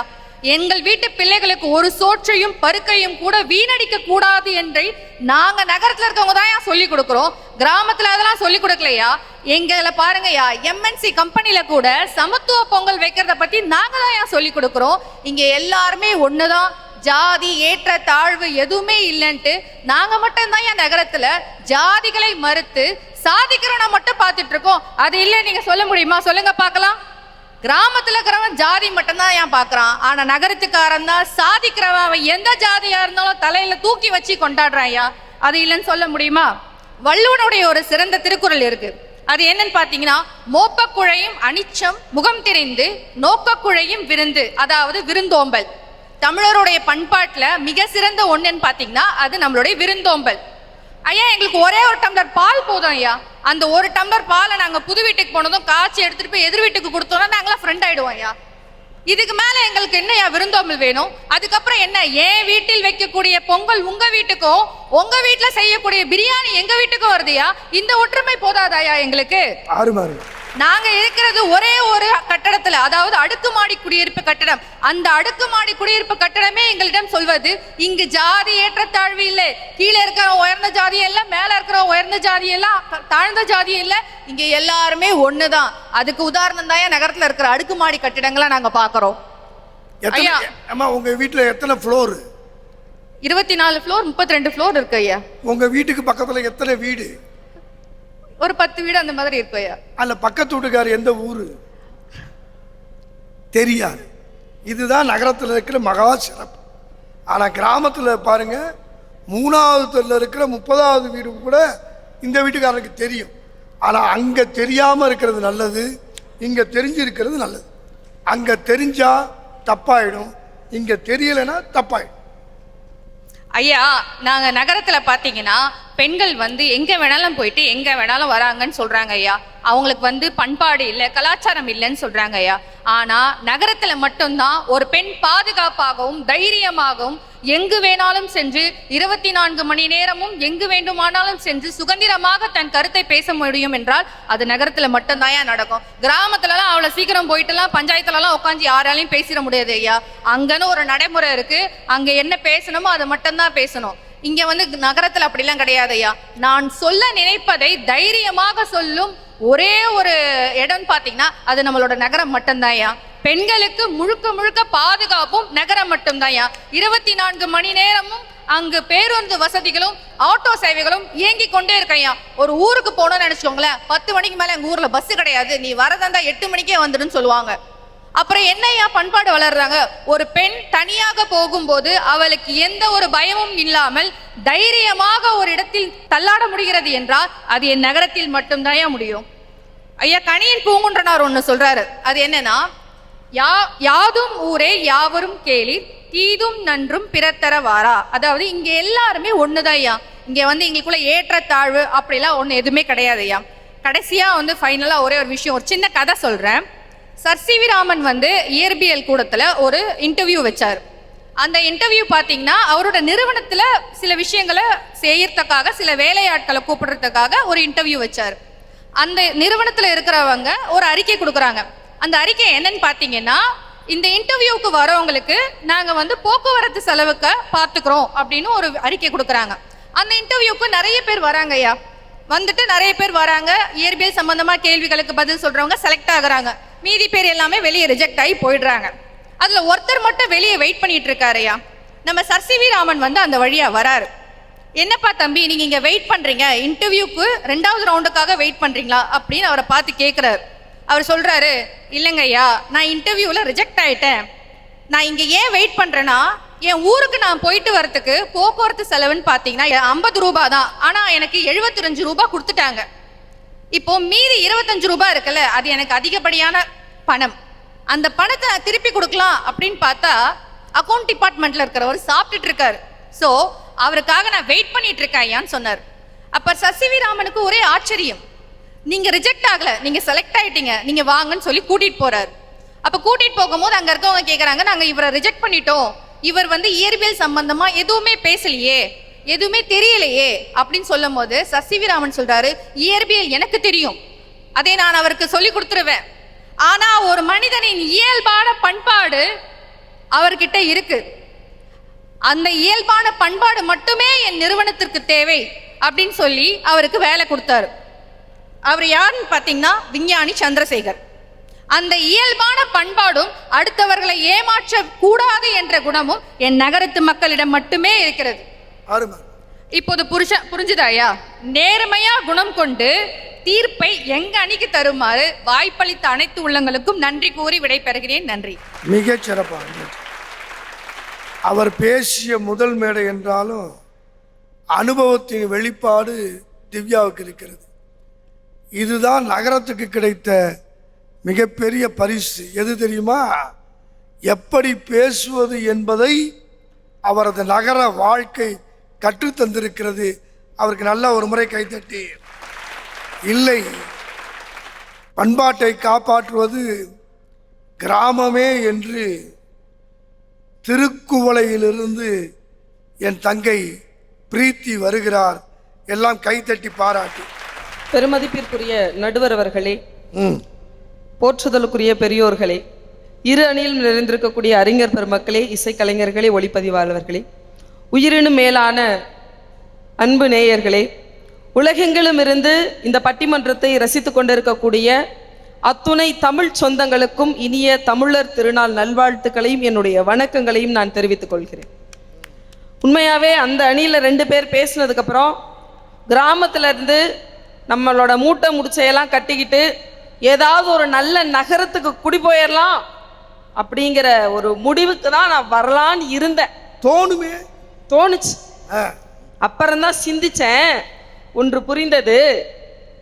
நகரத்திற்கு செல்லலாம் என்று நினைக்கிற போது சாலை விதிகள் என்றால் என்னவென்றே தெரியாமல் கண் இமைக்கும் நொடிக்குள் நம்மை கடந்து செல்லும் வாகன ஓட்டிகளை பார்க்கிற போது, பள்ளி செல்ல வேண்டிய வயதில் கையில் பட்டாக்கத்தியை எடுத்துக்கொண்டு பொது இடங்களில் உலவுகிற சில சிறுவர்களை பார்க்கிற போது, உலகத்தோடு நம்மை இணைக்க வேண்டிய சமூக வலைதளத்திற்குள் தங்களை சிறைப்படுத்தி கொண்ட இந்த இளைய தலைமுறையை பார்க்கிற போது, எதிர் வீட்டில் ஒருவர் இறந்து போயிருக்க தன் வீட்டில் சிக்கன் பிரியாணி ஆர்டர் செய்கிற அந்த பண்பான மனிதர்களை பார்க்கிற போது, நெரிசல் மிகுந்த அந்த போக்குவரத்து சந்திப்புகளிலே கையேந்தி காசு கேட்டு நிற்கும் அந்த முதியவர்களின் முகத்தை காணுகிற போது ஒன்றை உணர்கிறேன். சொர்க்கமே என்றாலும் அது நம்ம ஊரை போல வருமா? இதுல வேற இவங்க பண்பாடு பாரம்பரியத்தை காட்டுறாங்க. மாடுகிறத பார்க்க இங்கே ஒரு இடம் இல்லையே, இல்லையா? சொர்க்கமே என்றாலும் அது நம்மூரை போல வருமா? எந்நாடு என்றாலும் நம் நாட்டுக்கு ஈடாகுமா? அட பேசும் மொழிகள் தமிழ் போல் இனித்திடுமா? ஆனா இந்த 3 பேருக்கு நான் ஒன்றை சொல்லிக்கொள்ள ஆசைப்படுகிறேன் நடுவர் அவர்களே. சொல்லுமா. என்ன தெரியுங்களா?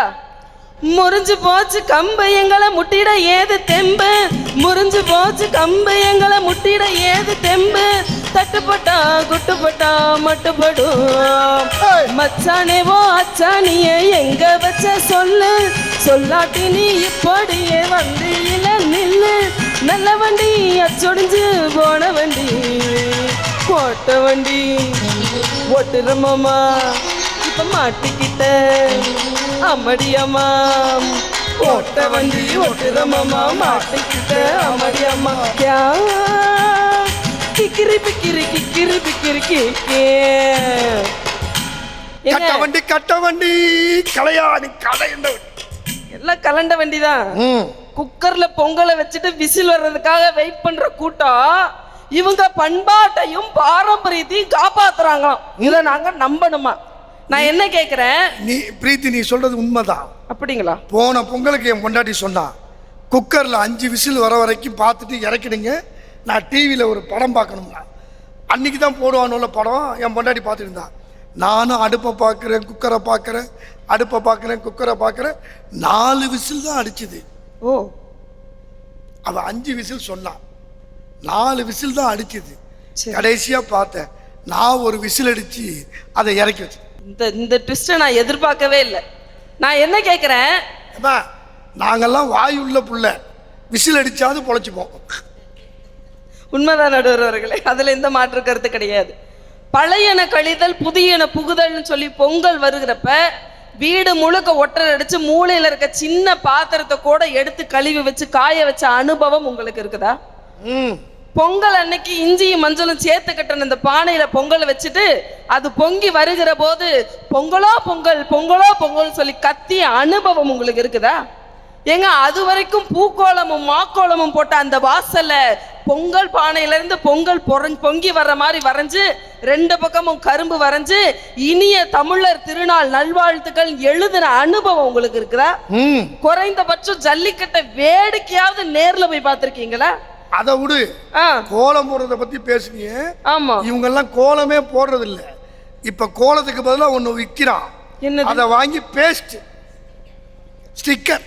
இதுலயுமா காணும் பொங்கல்னு ஒண்ணு வரும். அந்த காணும் பொங்கல் அன்னைக்கு நீர்நிலை பக்கத்துல போய் சாமியை கும்பிட்டுட்டு அத்தை பொண்ணு மாமன் பையன்னு சொல்லி முறை இருக்கிறவங்க மேல எல்லாம் மஞ்சள் தண்ணி ஊத்தி இன்னைக்கும் கிராமத்துல நாங்க விளையாடுறோம். இந்த விளையாட்டு அனுபவமாவது உங்களுக்கு இருக்கா? இப்படி இந்த பொங்கலுக்கும் எங்களுக்கும் எந்த சம்பந்தமுமே இல்லைன்னு குரூப்ல டூப் மாதிரி ஒரு 3 பேர் வந்து நின்னுகிட்டு பண்பாட்டையும் பாரம்பரியத்தையும் நாங்கள் கட்டி காப்பாத்துகிறோம் சொல்லி வீர வசனம் பேசுனா தீர்ப்பு உங்க பக்கம் வந்துருமாங்க? எங்க பக்கத்து வீட்டுக்காரன் 15 வருஷமா குடியிருக்கிறான். நான் எப்பயுமே திருக்குவளை பக்கம்தான். அப்படியா? ஆமா. ஆனாலும் எனக்கு ஒரு சங்கடம் என்ன தெரியுமா, இது ஈரோட்டு பக்கம், இங்கதான் தொடங்குது. உண்மைதான் உண்மைதான். பக்கத்து வீட்டுல 15 வருஷமா குடியிருக்க உங்க பேரு கூட தெரியாத வாழ்க்கையெல்லாம் ஒரு வாழ்க்கையா நடுவர் அவர்களே. இதுல வந்து பேசுகிற போது எங்களுடைய அண்ணன் வந்து நின்ன உடனே நான் ரொம்ப எதிர்பார்த்தேன். சரி, நகரம்னு பேசுறாங்க, பாட்டு பாடி நல்ல பிள்ளைகளெல்லாம் நல்லா உற்சாகப்படுத்துவாங்க, எதிர்கால தலைமுறைக்கு பாட்டுனாலேயே நல்ல படிப்பினையை சொல்லி கொடுத்துருப்பாங்கன்னு பார்த்தா சரக்கு இருக்குது, முறுக்கு இருக்குது. வந்த உடனேயே படிக்கிற பிள்ளைங்க இருக்கிற வேண்டிய இடத்துல பாடுற பாட்டாங்க இது? ஆமாங்க, இப்பதான் யோசிக்கிறேன். சரக்கு இருக்குது, முறுக்கு இருக்குது. இதாவது பரவாயில்ல. இப்ப ஒரு பழைய பாட்டு போட்டிருக்கான், சரக்கு வச்சிருக்கேன், இறக்கி வச்சிருக்கேன், வறுத்த கோழி மிளகு போட்டு பொறிச்சு வச்சிருக்கேன். விளங்குவானா? ஆனா எங்களுடைய கிராமிய பாடல்கள், நகரத்துல உள்ள பொம்பளைங்க பெண்கள் எப்படி இருக்காங்க தெரியுமா? எப்படி? இந்த சரக்கு வச்சிருக்கிறேன் இறக்கி வச்சிருக்கிறேன் சொன்னா பாத்தீங்களா, அந்த நடிகரை பார்த்து நகரத்துல ஒரு பொண்ணு சொல்லுது, என் புருஷனை கூட எனக்கு பிடிக்காது, அவருன்னா எனக்கு இஷ்டம். இந்த நாடு விளங்குமா? பாருங்க, நம்ம நகரம் விளங்குமா? இப்படியெல்லாம் இருந்தா இந்தியா எப்படிங்க வல்லரசாவும்? டல்லரசாதான் ஆகும். ஆனா நடுவர் அவர்களே, கிராமம் சொல்லி அவ்வளவு எளிதா நினைச்சிடாதீங்க. எங்களுடைய கிராமிய பாடல்ங்கிறது எப்படி தெரியுங்களா? பாட்டுலயே வாழ்வியல சொல்ற பாட்டுங்க. சொல்லுங்க, எப்படி தெரியுங்களா? மண்ணு வீசும் வாசனையும் எங்க மக்களோட யோசனையும், மண்ணு வீசும் வாசனையும் எங்க மக்களோட யோசனையும், இந்த சின்ன பொண்ணு பாட்டுலதான், சின்ன பொண்ணு பாட்டுலதான் இந்த சீமையோட கதை இருக்கு, இந்த சீமையோட கதை இருக்கு. வாக்கியா வரப்பு பாட்டு பாடும் மயிலு வரப்ப சுத்தி ஆட்டம் போடும். வாக்கியா வரப்பு பாட்டு பாடும் மயிலு வரப்ப சுத்தி ஆட்டம் போடும். எங்க கருப்பசாமி கோயில சுத்தி, கருப்பசாமி கோயில சுத்தி எங்க கரகமெல்லாம் ஆடி வரும், எங்க கரகமெல்லாம் ஆடி வரும். யாரும் சொன்னமா இல்லையா பாட்டு? இதுல வேற நகரத்து வாழ்க்கை எப்படி தெரியுமா? 2G வாழ்றோம், 3G வாழ்றோம், 4G வாழ்றோம். நீங்க என்ன ஜின்னு வாழ்ந்தாலும் கஞ்சின்னு வருகிற போது கிராமத்தை தேடிதாங்க வந்து ஆகணும். நகரத்து வாழ்க்கை தான் மேம்பட்ட வாழ்க்கை என்று நினைத்து கொண்டிருப்பவர்களுக்கு ஒன்றை சொல்லிக் கொள்ள விரும்புகிறேன். நீங்கள் அரிசியை எந்த வெப்சைட்டிலும் டவுன்லோட் செய்ய முடியாது என்பதுதான் உண்மை. இதுல வேற வந்து நின்றுட்டு சொல்றாங்க, ஐயா அப்துல் கலாம் கனவு கண்டாரே, வல்லரசு ஆகணும்னு சொன்னாரே, அவர் கிராமத்தை வச்சா சொன்னாரு, நகரத்தை பார்த்துல சொன்னாரு அப்படின்னு கேட்டாங்க. ஆனானப்பட்ட அப்துல் கலாம் ஐயா கூட தான் செய்த அணுகுண்டு சோதனையை யாருமே இல்லாத ஒரு பாலைவனத்துல வச்சு நடத்தாங்க. ஆனா இன்னைக்கு நகரத்துல வாழ்றங்கிற பேர்ல வாழுகிற இடத்துல எல்லாம் கண்ட கண்ட இடத்துல குப்பையை போட்டு தான் வாழுகிற இடத்தை பாலைவனமாக மாற்றி இருக்கிற பெருமை இந்த நகரத்தை சார்ந்தவர்களுக்கு மட்டும்தான் பொருந்துங்கிறது உண்மையாவே நீங்களாம் ஏத்துக்கணும். இதுல கடைசி அண்ணன் ஒண்ணு சொன்னாங்க, ஒரே ஜாதி பிரச்சனை, சாதியெல்லாம் எங்க பாக்குறாங்க, கிராமத்துல தானே பாக்குறாங்க அப்படின்னு சொன்னாங்க. தயவு செய்து உங்களுக்கு நேரம் கிடைக்கிற போது எங்களுடைய கிராமப்புறங்களுக்கு வந்து பாருங்கள். முருகன் மாமா டீ கடையில தொப்பி அணிந்த முகமது தாத்தாவும் ஜோசப் தாத்தாவும் ஒன்றாக உட்கார்ந்து உள்ளூர் அரசியல்ல இருந்து உலக அரசியல் வரை பேசுகிற கண்கொள்ளா காட்சிகளை இன்னைக்கும் நீங்கள் கிராமத்துல பார்க்க முடியும்னா உங்களால எப்படிங்க எங்களை பத்தி இப்படி சொல்ல முடியுது? இந்த 2 பேர் பேசுனதை கேட்ட நீங்கள்லாம் ஒருவேளை கிராமம்னா ரொம்ப கொடுமையானது போல, மக்கள்லாம் ரொம்ப கொடூரமா இருப்பாங்க போல அப்படிங்கிற ஒரு மனநிலைக்கு வந்திருப்பீங்க. கிடையவே கிடையாதுங்க. கிராமத்து வாழ்க்கைங்கிறது எப்படி தெரியுமா? கிராமத்து மனிதர்களுடைய மனசுங்கிறது எப்படி தெரியுங்களா? கள்ளம் இல்லை, ஒரு கபடம் இல்லை, நாம் கண்ணீர் சிந்த ஒரு காயம் இல்லை.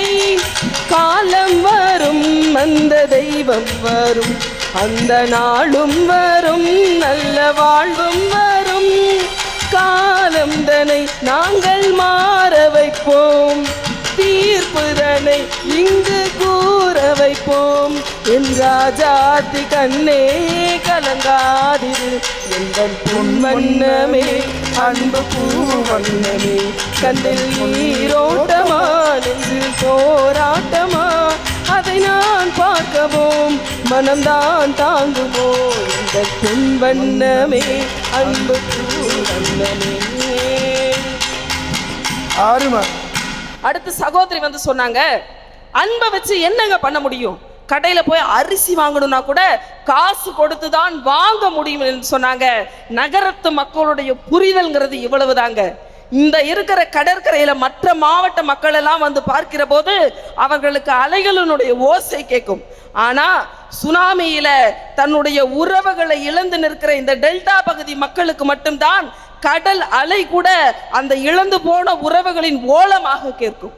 ஒரு செய்தியில காற்றழுத்த தாழ்வு மண்டலம் உருவாயிடுச்சுன்னு சொன்னா நகரத்தை பொறுத்த வரைக்கும் இன்னைக்கு ஸ்கூலுக்கு லீவ் விடுவாங்களா, இன்னைக்கு காலேஜுக்கு லீவ் விடுவாங்களா தான் உங்களுடைய கவலை. ஆனா இந்த புயல்ல எங்களுடைய உடைமைகளை இழந்துருவோமோ, எங்களுடைய உறவுகளை இழந்துருவோமோ தவிக்கிறதா இந்த கிராமத்து மக்களுடைய வாழ்க்கை. இல்லைன்னு சொல்லல, கஜா புயல்னு ஒன்று வந்துச்சுங்க, பாதிக்கப்பட்டோம், எங்களுடைய வாழ்வாதாரத்தை இழந்து நின்னோம்.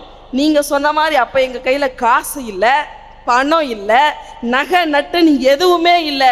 இருந்தாலும் எல்லாவற்றையும் இழந்து நின்ற எங்களுக்கு எங்கெங்கிருந்தோ உதவிகள் வந்ததுன்னு சொன்னா அரிசியும் பருப்பையும் எப்பவும் காசு கொடுத்துதான் வாங்கணுங்கிற அவசியம் கிடையாது. ஆனால் எப்போது இருந்தாலும் ஒரு கிராமத்துல உழவன் ஒருத்தர் இருந்தா மட்டும்தான் உங்களுக்கு அந்த அரிசி கிடைக்கும். சொன்னா உயரமான கட்டிடங்கள் இருந்தால் அது நகரம். ஆனால் உலகத்திற்கே சோறு போடுகிற கழனிகள் இருக்குது பாத்தீங்களா, அதுதான் எங்களுடைய கிராமம். இதுல வேற பாடம், வீரம்னா என்ன தெரியுமா? வீரம்னா உங்களுக்கு அப்படி அது ஒரு விளக்க மாதிரி சொன்னாங்க. ஆனா உண்மையாகவே வீரம் என்றால் என்ன என்பதை நீங்கள் பார்க்க வேண்டும் என்றால் இன்றைக்கும் கிராமத்துல கிணறுல குதிச்சு நீச்சல் கத்துக்கிற எங்களுடைய பிள்ளைகள்கிட்ட கேளுங்க, வீரம்னா என்னன்னு சொல்லி தருவாங்க. அதையும் தாண்டி வீரத்தை பத்தி நீங்க கேட்டு தெரிஞ்சுக்கணும்னு சொன்னா கிராமத்துல மீசைய முறுக்கிக்கிட்டு ஒரு தாத்தா இருப்பாரு, அவர்கிட்ட உட்கார்ந்து ஒரு 5 நிமிஷம் பேசி பாருங்க. அந்த முறுக்கிய மீசைக்குள் 1 கோடி வீர கதைகள் ஒளிந்திருக்கும். இறுதியா ஒண்ணு சொன்னாங்க, சர் சி.வி. ராமன் அவர்களை பற்றி சொன்னார்கள். தன்னுடைய தேவைக்கு அதிகமாக கொடுத்த பணத்தை திருப்பி கொடுத்தார் அப்படின்னு சொல்லிட்டு ஒரு விளக்கத்தை சொன்னாங்க. பணத்தை அதிகமாக இருந்தது, இது என்னோட தேவைக்கு அதிகமா இருக்குன்னு சொல்லி திருப்பி கொடுத்த ஒரு சர் சி.வி. ராமன் அவர்களைத்தான் உங்களால் சொல்ல முடியும். ஆனா இன்னைக்கும் தன்னுடைய பேரன் கார் வச்சிருந்தாலும் சரி, கத்தையா பணம் வச்சிருந்தாலும் சரி, அவன் எந்த உயர்ந்த நிலையில் இருந்தாலும் தன்னுடைய முந்தானையிலிருந்து 1 ரூபாயை அவிழ்த்து அந்த பேரனுக்கு கொடுக்கிற தாத்தா பாட்டிகள் 1000 பேர் நிறைந்திருக்கிற இடம் எங்களுடைய கிராமம் சொன்னா, இன்றைய சூழலில் தமிழருடைய பண்பாட்டையும் பாரம்பரியத்தையும் இன்றைக்கும் கட்டி காத்து கொண்டிருக்கிற இடம் கிராமம் தான் என்ற கருத்தை முன்வைத்து என்னுடைய கருத்து தான் நடுவருடைய தீர்ப்பாகவும் இருக்கும் என்கிற ஆவலோடு வாய்ப்பளித்ததற்கும் வாய்மொழி கேட்டதற்கும் நன்றி கூறி இடம் சாருகிறேன். நன்றி, வணக்கம். மிகச்சிறப்பு.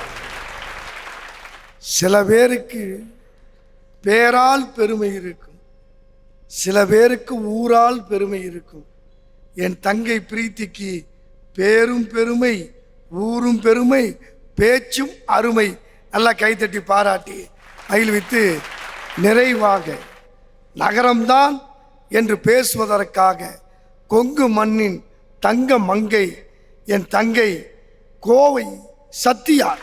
அகர முதல எழுத்தெல்லாம் முதலென உரை வைத்து ஆதிபகவன் முதற்றென்றே உணர வைத்து காய்தந்து கனிதந்து நல்ல நாதந்து என்னை பேச வைத்த முத்தமிழுக்கு இந்த கொங்கு தமிழச்சியின் கோடானு கோடி வணக்கங்கள். நடுவர் அவர்களே, பொங்கல் திருநாளை ஒட்டி ஒரு நல்ல தலைப்பு கொடுத்துருக்கீங்க. உலகெங்கும் வியாபித்து கொண்டிருக்கக்கூடிய உலக மக்களின் நெஞ்சங்களில் தமிழை கொண்டு செல்லக்கூடிய நல்ல உன்னதமான பணியை செய்து கொண்டிருக்கக்கூடிய வசந்த் தொலைக்காட்சியின் நேயர்களாகிய உங்களுக்கும் எனது நன்றி கலந்த பொங்கல் திருநாள் நல் வாழ்த்துக்களை கூறி நேரடியாக தலைப்புக்குள்ள வந்துடலாங்க. பிரீத்தி அங்கிருந்து வந்தாங்க. வந்ததுல இருந்து சொன்னாங்க, நெரிசல் மிகுந்த இந்த சாலையை பார்த்தங்காட்டி எனக்கு நகரம் பிடிக்கல, பட்டாக்கத்தை எடுத்துட்டு தெரியிற இளைஞர்களை பார்த்தங்காட்டி எனக்கு இந்த நகரம் பிடிக்கலன்னு வரிசையா அடுக்கிட்டு போனாங்க. நடுவர் அவர்களே, ஒரு விஷயம் அவங்க தெளிவா புரிஞ்சுக்கணும். அறிவாள்னா என்னன்னே தெரியாத பையனுக்கு அறிவாளை எடுத்து எப்படி பயன்படுத்தணும்னு சொல்லி கொடுத்தது கிராமம். நடுவர் அவர்களே, யோசிச்சு பாருங்க.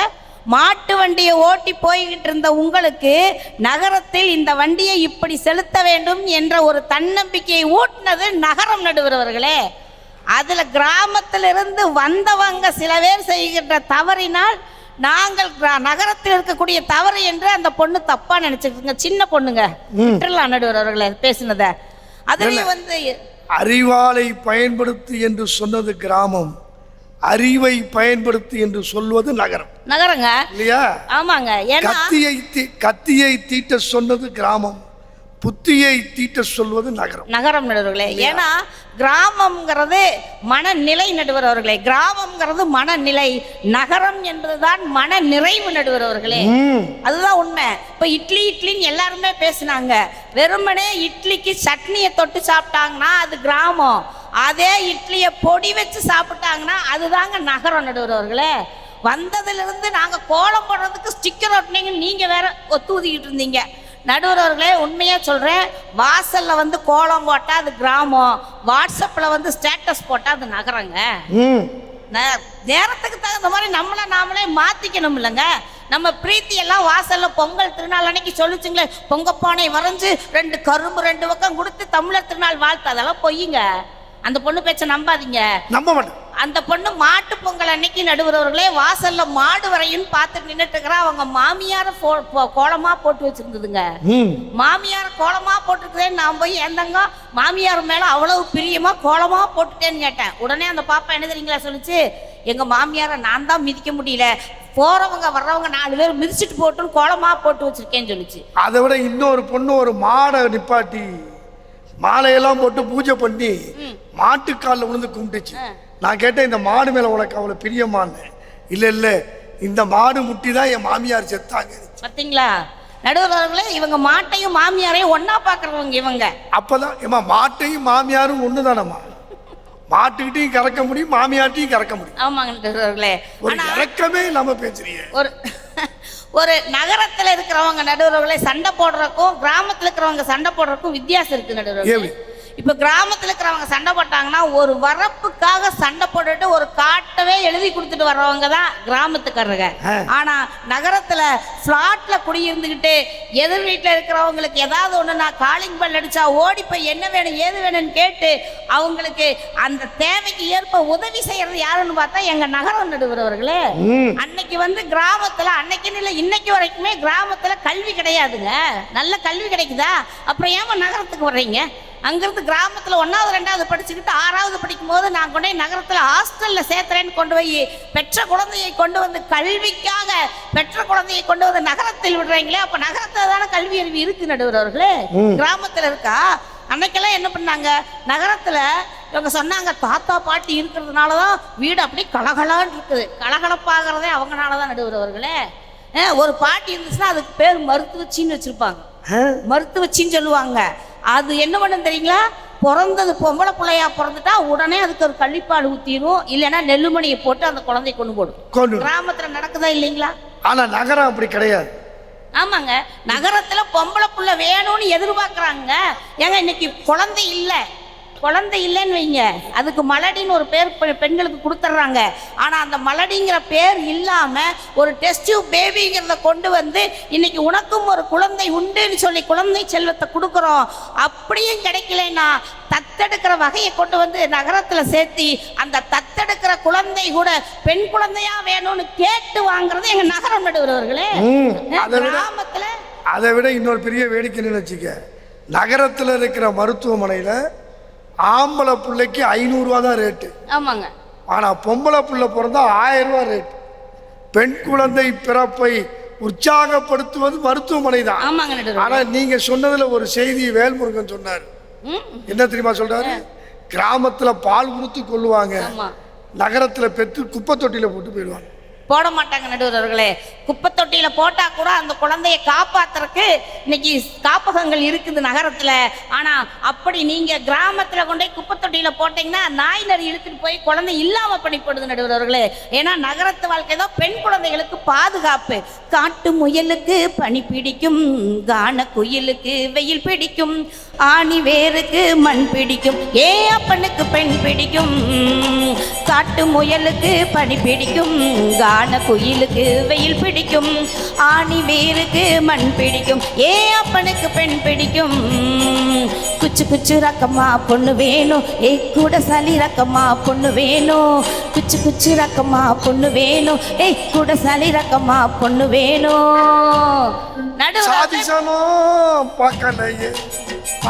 நீங்க எல்லா பாட்டும் தெரிஞ்சு வச்சிருக்கீங்க நடுவர் அவர்களே. எல்லா பாட்டும் நீங்க தெரிஞ்சு வச்சிருக்கீங்க. இந்த பாட்டு ரெக்கார்டிங் எப்ப ஏஆர் ரஹ்மான் ஸ்டுடியோல நான் இருந்தேன். இந்த வரணும். ஏன்னா இந்த பாடலை பாடியவர் என்னுடைய இனிய நண்பர் மறைந்த ஷாகுல் அமீது இல்லையா? ஷாகுல் அமீது நானும் நெருங்கிய நண்பர்கள். பால் நிலான்னு ஒரு ஆல்பம், அந்த ரெக்கார்டிங் முடிஞ்சு அடுத்த நாள் இந்த பாட்டு, அதனால மறக்க முடியாது. அருமை நடுவர்களே. தாத்தா பாட்டி சொன்னாங்கல்லங்க, போய் முருகன் டீ கடையில போய் ஜோசப் தாத்தாவும் இன்னொரு அப்துல் தாத்தாவும் 2 பேரும் புரளி, அது வந்து உலகநாயம் பேசுறீங்க, புரளி பேசுறது. அதுக்கு உலகநாயம் உலக அரசியல் பேசினாங்களாம். இவங்க உலக அரசியல் பேசி அங்கேயும் அப்படியே போராளி நிறுத்தி போட்டாங்க. ஏங்க நடுவர்களே, புரளி பேசுறதுக்குன்னே 4 போய் டீ கடை பெஞ்சில் உட்காந்துக்கும். அதுக்குன்னே ஒரு பேப்பரை வாங்கி வச்சிருப்பாங்க. பேப்பர் விரிச்சுதான் இருக்கும், ஆனா அந்த பேப்பரை பார்க்க மாட்டாங்க. பஸ் விட்டு இறங்குற தாத்தா அந்த பாட்டி எங்க போகுது, பஸ் விட்டு இறங்குற அந்த பிள்ளை எந்த வீட்டுக்கு போறா, இதைத்தான் பார்த்துக்கிட்டு இருப்பாங்க. அதுலயும் ஒரு பாட்டி இருந்துச்சுன்னு வைங்க, அது இந்த சாவடின்னு ஒண்ணு கட்டியிருப்பாங்க கிராமத்துல. அதுல போய் உட்காந்துக்கிட்டு யாராவது ஒருத்தர் பண்ணாங்க, யாருடாவே முருகன் பேரனா, கூட போறது யாரு, உங்க கூட படிக்கிறவளா அப்படின்னு அவனுக்கும் கல்யாணம் பண்ணி வச்சிருவோம். நடுவர்களே, புரளி பேசுறது இந்த தாத்தாவும் பாட்டியும் தான் நடுவர்களே. ஆனா நகரத்துல இருக்கிற எங்களுக்கு புரளி பேசுறதுக்கு நேரமே கிடையாதுங்க. அவங்கவுங்க காலையில இருந்துச்சா மெஷின் மாதிரி வேலை செய்யறோம். நைட்டு வந்து எல்லாரும் ஒன்னா கூடி சாப்பிட்றோம். கூட்டாஞ்சோறு செஞ்சாங்களாமா, கூட்டாஞ்சோறு. இவங்க கூட்டாஞ்சோரை கொண்டு போய் குப்பையில தான் போடணுங்க. எங்க கூட்டாஞ்சோறு எப்படி நாங்க செஞ்சோம்? நைட் ஆனா பகல் பூரா வேலை செய்யறோம், பள்ளிக்கூடம் போறாங்க, தாத்தா பாட்டி இருக்கிறாங்க, ஆனா ஒருத்தர் கவனிக்க முடியலன்னு நைட் ஆனாலும் அந்த டைனிங் டேபிள்ல எல்லாரும் ஒண்ணா உட்காந்து சாப்பிடணும்னு எல்லாம் ஒண்ணா உட்காந்து சாப்பிட்டு நித்தம் நெல்லிச்சோறு, நெய் மணக்கும் கத்திரிக்காய், நேத்து வச்ச மீன் குழம்பு என்னை இழுக்குதம்மா, நேத்து வச்ச மீன் குழம்பு என்னை இழுக்குதம்மா. நடுவர் அவர்களே, அது கீரை குழம்பா இருந்தாலும் சரி, மீன் குழம்பா இருந்தாலும் சரி, எல்லாரும் ஒண்ணா உட்கார்ந்து குடும்ப விஷயங்களை பேசி இரவு சாப்பாட்டை சாப்பிட்றாங்க. அதாங்க கூட்டாஞ்சோறு. இந்த மீன் குழம்பு மட்டும் இல்லை, ஆ, நகரத்தில் நான் அடுத்தவங்களாம் சொல்லலை பிரபு சார், என் பொண்டாட்டிக்கிட்ட வீட்டுக்கு போகிறதுக்கு முன்னாடி அவள் என்னை ஃபோன் பண்ணி கேட்பான் என்ன குழம்பு வேணும்பா. நான் கறி குழம்புன்னு சொல்லிட்டேன்னு வச்சுக்க, வீட்டுக்கு போனோன்னா கறி குழம்பு உடனே இருக்கும். ஏன்? என் வீட்டில் ஒரு அக்கா தங்கச்சி இருக்கு, ஒரு அக்கா தங்கச்சி இருக்குது. அக்கா பேரு பிரிட்ஜி, தங்கச்சி பேரு ஓவன். நான் எந்த குழம்பு கேட்டாலும் அவன் 30 வகை குழம்பு வச்சிருக்கிறான், அக்கா வச்சிருக்கிறான். அதை எடுத்து தங்கச்சிட்ட கொடுத்தோம்னு வச்சுக்க, உடனே கொடுத்துருது. மானங்கெட்ட குழம்பு தின்னுட்டு இருக்கிறோம், மதிக்கெட்ட குழம்பு நகரத்தில். ஆனால் அங்கே தான் சுட வச்சு குழம்புனாலும் சுண்ட குழம்பு. நடுவர் அவர்களே, சுட வச்ச சூடு பண்ணி போட்டாலும் நாங்க சூடு சுரணையோட வாழ்றவங்க, நகரத்தில் இருக்கிறவங்க. அவங்க சூடா வச்சு சாப்பிட்டாலும் ஒண்ணும் இல்லைன்னு தேமேன்னு உட்காந்துருக்கிறவங்க கிராமத்துக்காரர். நடுவர் அவர்களே, ஏன் தெரியுங்களா? ஒரு சாப்பாட்டு விஷயம் பேசும்போது நம்ம எல்லாரும் ஒன்னா கூடி ஒரு விஷயத்த பேசிட்டோம்னா குடும்பத்தோட, மனைவி சரியில்லைன்னு கோர்ட்டுக்கு போக வேண்டியதில்லை, மனசு சரியில்லைன்னு ரோட்டுக்கு போக வேண்டியதில்லைங்க. நீங்க எத்தனை பேர் அப்படி இருந்திருக்கிறீங்க? ஒருத்தருக்கு ஒருத்தர் பயந்துட்டு, மாமியார் கண்டா பயம், மாமனார் கண்டா பயம், கொழுந்தார் கண்டா பயம்னு குடும்பத்துக்குள்ளேயே ஒருத்தர் கண்டா ஒருத்தருக்கு பயம்னு தெரிஞ்சீங்க கிராமத்துல. ஆனா எங்க நகரத்துல எல்லாரும் ஃப்ரெண்ட்ஷிப்பா இருப்போம். நடுவர்களே, முஸ்தபா முஸ்தபா டோன்ட் வரி முஸ்தபா, காலம் நம் தோழன் முஸ்தபா, டே பை டே நடுவர்களே, ஒருத்தருக்கு ஒருத்தர் ஃப்ரெண்ட்ஷிப்பா இருக்கிறது எங்க நகர வாழ்க்கை. ஆனா ஒருத்தருக்கு ஒருத்தர் பயந்துகிட்டு எளியும் புனையமா திரியறது அந்த கிராம வாழ்க்கை. நடுவர்களே, புருஷனுக்கு பிடிச்சதை உங்களால செய்ய முடியுமா? மனசார சொல்லுங்கம்மா, புருஷனுக்கு பிடிச்சதை ஏதாவது இவங்களுக்கு செய்ய முடியுமா? வேல்முருகன் அடுத்து வந்து சொல்லட்டும். இந்த செய்தியை எல்லா லேடிஸும் எல்லா மேடையிலும் கேட்குறாங்க. ஒரு உண்மையை சொல்றேன், புருஷனுக்கு பிடிச்சதை மனைவியால செய்யவே முடியாது. ஆமாங்க. ஏன்? கிராமத்துல மட்டும்தான். புருஷனுக்கு பிடிச்சதெல்லாம் உன் குழந்தையா உன் தங்கச்சி அப்படித்தான். அதை எப்படி நீங்க எங்களுக்கு செஞ்சு கொடுப்பீங்க? நடுவர் அவர்களே, அப்படி இல்லைங்க. புருஷனுக்கு பிடிச்சது இப்போ அவங்க செய்யணும்னா கிராமத்துல இருந்தா என்ன பண்ணுவாங்க தெரியுங்களா? ஐயோ மாமனார் பார்க்குறாரு, அது செய்யக்கூடாது, ஐயோ மாமியார் ஏதாவது கேள்வி கேட்க வேண்டாம் அப்படின்னு யோசிப்பாங்க இவங்க. ஆனா எங்க நகரத்துல அப்படி இல்லைங்க. இப்போ எனக்கெல்லாம் கல்யாணம் ஆயிடுச்சுங்க. இப்போ என் புருஷனுக்கு நோட்டீஸ் பாயிண்ட், உனக்கெல்லாம் கல்யாணம் ஆயிடுச்சு. நடுவர் எத்தனை வருஷத்துக்கு முன்னாடி? அது ஒரு 5 வருஷத்துக்கு முன்னாடி. என்ன நடுவர் ஷாக்காக இருந்தீங்க நடுவர் அவர்களே? எனக்கு கல்யாணம் ஆகி 5 வருஷம் தான் ஆச்சு. என் பேரன் தான் காலேஜ் படிக்கிறான், அவ்வளவுதான். ஆமா. ஏன்னு கேட்டா நகரத்துல இருக்கிற நாங்க எல்லாம் காலேஜ் படிக்கிற பேரண்ட் இருந்தா கூட பியூட்டியா இருப்போம். நடுவர் அவர்களே, அங்கெல்லாம் பாருங்க, காடு வாங்குது, வீடு போவாங்கன்னு உட்காந்துக்கிட்டு இருப்பாங்க. ஆனா அந்த புருஷனுக்கு பிடிச்ச, இப்ப என்ற மாமனுக்கெல்லாம் பிடிச்ச விஷயம் என்ன தெரியுங்களா? ரெக்கார்ட் டான்ஸ் ஆடுறது பிடிக்கும். நடுவர்களே, அவருக்கு ரெக்கார்ட் டான்ஸ் பார்க்கறது ரொம்ப பிடிக்கும். ஆனா நகரத்துல இருக்கிறவங்க கேட்டா கிடைக்கும், ஆனா கிராமத்துல கிடைக்குங்களா? உடனே எல்லாரும் பார்ப்பாங்க, எனக்கு வெக்கமா இருக்கும், ஓடிடுவாங்க. ஆனா நாங்க அதை பத்தி கவலைப்பட மாட்டோம். எங்களுக்குன்னு தனியா ரூம் இருக்கு. வாங்க மாமா, உங்களுக்கு பிடிச்ச ரெக்கார்ட் டான்ஸ் நான் ஆடி காமிக்கிறேன்னு சொல்லி தஞ்சாவூர் கதம்பத்தை முழம் போட்டு வாங்கி தலைமையிலே வச்சுண்டு நின்னேனே ஏங்கி, தஞ்சாவூர் கதம்பத்தை முழம் போட்டு வாங்கி தலைமையிலே வச்சுண்டு நின்னேனே ஏங்கி, மணக்கலையா மணக்கலையா மயக்கலையா மனசில்லையோ நோக்கு வசியம் பண்ணட்டுமா, வாங்கோண்ணா அட வாங்கோண்ணா, வாங்கோண்ணா அட வாங்கோண்ணா, கேட்டேனே அங்கே அதை பார்த்தேனா இங்கே, எதையோ நினைச்சேன் அதையே நினைச்சேனா, அம்படையா மனசு போல நடப்பேன், இந்த ஆத்துக்காரி வேற எதுக்கு இருக்கேன், வாங்கோண்ணா அட வாங்கோண்ணா. எங்க வர்றது? முடிச்சு போய் நடுவர்களே, இதுதான் வாழ்க்கைங்க. எனவே அந்த காலத்துல எதுவுமே இல்லாம நீங்க கிராமத்து வாழ்க்கையை வாழ்ந்தீங்க. ஆனா நகரத்து வாழ்க்கையில இந்த அவசர காலத்திலும் கூட அன்றாட தேவைகளை பூர்த்தி செய்து வருங்காலத்திற்கும் சேமித்து வைத்துக் கொண்டிருக்கக்கூடிய நல்ல தமிழ் பண்பாடுள்ள செயல்களை செய்து கொண்டிருப்பது எங்களது நகரமே என்று நீங்கள் தீர்ப்பு வழங்குவீர்கள் என்று நம்பி வாய்ப்பளித்த நல்ல நெஞ்சங்களுக்கு நன்றி பாராட்டி விடைபெறுகிறேன். நன்றி, வணக்கம். மிகச் சிறப்பாக வாங்கோன்னா கோவை சத்யாவுக்கு நல்லா கை தட்டி பாராட்டு. அரிசியில கல் பொறுக்கிறது ஈஸி, ஆனா கல்லுக்குள்ளார அரிசியை பொறுக்கிறது கஷ்டம். இந்த 3 பேரும் கல்லுக்குள்ள அரிசியை பொறுக்கி எடுத்து வந்து பேசி இருக்கிறார்கள். அவளுக்கு நல்லா கை தட்டி பாராட்டி நிறைவாக, அருமைக்குரிய பெரியோர்களே, இதுவரை பேசிய பேச்சாளர்கள் ஒரு கட்டுக்குள் இருந்து பேசினார்கள். ஆனால் இசை மெட்டுக்குள் பேசுகிற எனது அருமை அண்ணன் வேல்முருகன் இதோ மனம் திறந்த வெளியில் உங்களோடு மகிழ வருகிறார். எல்லாம் கைதட்டி பாரு. தை மாதம் 1ஆம் தேதி கிழக்கு, தமிழ் பண்பாடு இங்கே தானே இருக்கு.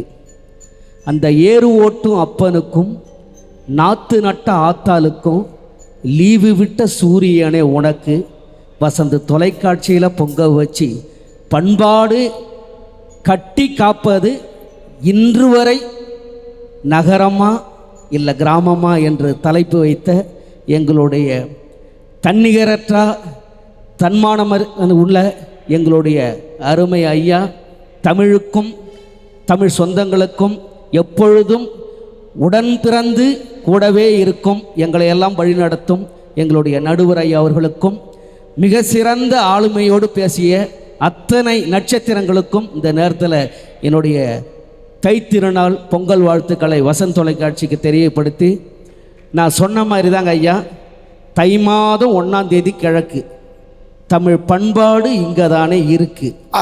அந்த ஏறு ஓட்டு அப்பனுக்கும் நாத்து நட்ட ஆத்தாளுக்கும் லீவு விட்ட சூரியனே உனக்கு நாங்கள் பொங்க வச்சு பாட போகிறோம் அதுக்கு அப்படிங்கிறது இந்த 4 வரியிலேயே முடிஞ்சுது. இதுக்கப்புறம் நம்மளா ஏதாவது இருக்கிற கதையை ஒன்று சொல்லி, நம்ம ஒரு கதையை சொல்லி அதுக்காக நேரத்தை கடத்தி திரும்பவும் நீங்கள் என்ன சொல்லுவீங்க, திரும்பவும் கிராமந்தான் அப்படின்னு. ஏன் கிராமம் அப்படின்னு நம்ம சொல்ல போகிறோம் அப்படின்னாக்க, அங்கே எல்லா விஷயங்களும் ஆரம்பத்திலிருந்து முடிவு வரைக்கும் தொடங்கப்பட்டது கிராமத்தில் தான். அதை இன்று வரை கட்டி காக்கப்படுகிறதா அப்படிங்கிறது தான் தலைப்பு. அதனால தான் அரசு பொங்கல் அன்னைக்கு நமக்காக கிராமத்தில் போய் அந்த தமிழர் பாரம்பரிய பொங்கலை கொண்டாடணுங்கிறதுக்காக தான் அந்த ட்ரெயின், பஸ்ஸு, இதில் சில பேர் 2 வீலர்லேயே குடும்பமாக வந்துடுவாங்க. ஏன் சென்னையிலேயே கொண்டாட முடியாதா, இல்லை டவுனில் கொண்டாட முடியாதா அப்படின்னாக்க, எப்பொழுதுமே கிராமங்களில் தான் நம்ம எல்லா சூழல்களையும் பார்க்க முடியும், எல்லா உறவுகளையும் சந்திக்க முடியும், எல்லா நட்புகளையும் அன்புகளையும் வீர விளையாட்டுகளையும் எல்லாத்தையும் நம்ம பார்த்து ரசித்து கொண்டாடக்கூடிய ஒரே இடம் கிராமம்தான். அதனால தான் எப்பொழுதும் பொங்கல் அன்னைக்கு மட்டும் எத்தனை வேலைகள் இருந்தாலும் எவ்வளோ சூழல்கள் இருந்தாலும் கிராமத்துக்கு போய் கொண்டாடுங்க அப்படின்னு சொல்லி நம்மளுடைய பெரியவர்களாக இருந்தாலும் சரி, சொந்த பந்தமாக சரி, உறவுகளாக இருந்தாலும் சரி, அதை நம்ம கிராமத்தில் கொண்டாட வரோம். அந்த மாதிரி கிராமத்தில் கொண்டாடுற நிறைய பாடல்கள் நான் திரையில் பாடியிருக்கிறேன். உங்களுக்காக பிரத்யேகமாகவே அந்த பொங்கல் பாடல், தை மாதம் 1ஆம் தேதி கிழக்கு, தமிழ் பண்பாடு இங்கே தானே இருக்கு. தை மாதம் 1ஆம் தேதி கிழக்கு, தமிழ் பண்பாடு இங்கே தானே இருக்கு. அந்த ஏறு ஓட்டும் அப்பனுக்கும் நாத்து நட்ட ஆத்தாளுக்கும் லீவு விட்ட சூரியனே உனக்கு நாங்கள் பொங்க வச்சு பாட போகிறோம் அதுக்கு, நாங்கள் பொங்க வச்சு பாட போகிறோம் அதுக்கு. பங்காளிங்க ஒன்று சேர்ந்து செங்கரும்பு பந்தல் போட்டு வாசலில் கட்டி வைப்போம் அடுப்பு. பங்காளிங்க ஒண்ணு சேர்ந்து செங்கரும்பு பந்தல் போட்டு வாசலில கட்டி வைப்போம் அடுப்பு. ஐயா கொதிக்கிற ஓலையில குதிக்கிற நெல்லு சோறு, அதுதானே தமிழ் மக்கள் சிரிப்பு. ஐயா குதிக்கிற ஓலையில கொதிக்கிற நெல்லு சோறு, அதுதானே தமிழ் மக்கள் சிரிப்பு. உருண்ட வெள்ளம் ஓடச்சி கொட்டி, அதில் இஞ்சி கொத்து மஞ்ச கொத்து கட்டி, புது பானையில பொங்க வைக்கும் பாட்டி, புது பானையில பொங்க வைக்கும் பாட்டி எங்க பாட்டி. அந்த ஐஸ்வர்யா ராய விட பியூட்டி. தை மாதம் 1ஆம் தேதி கிழக்கு, தமிழ் பண்பாடு அங்கதானே இருக்கு.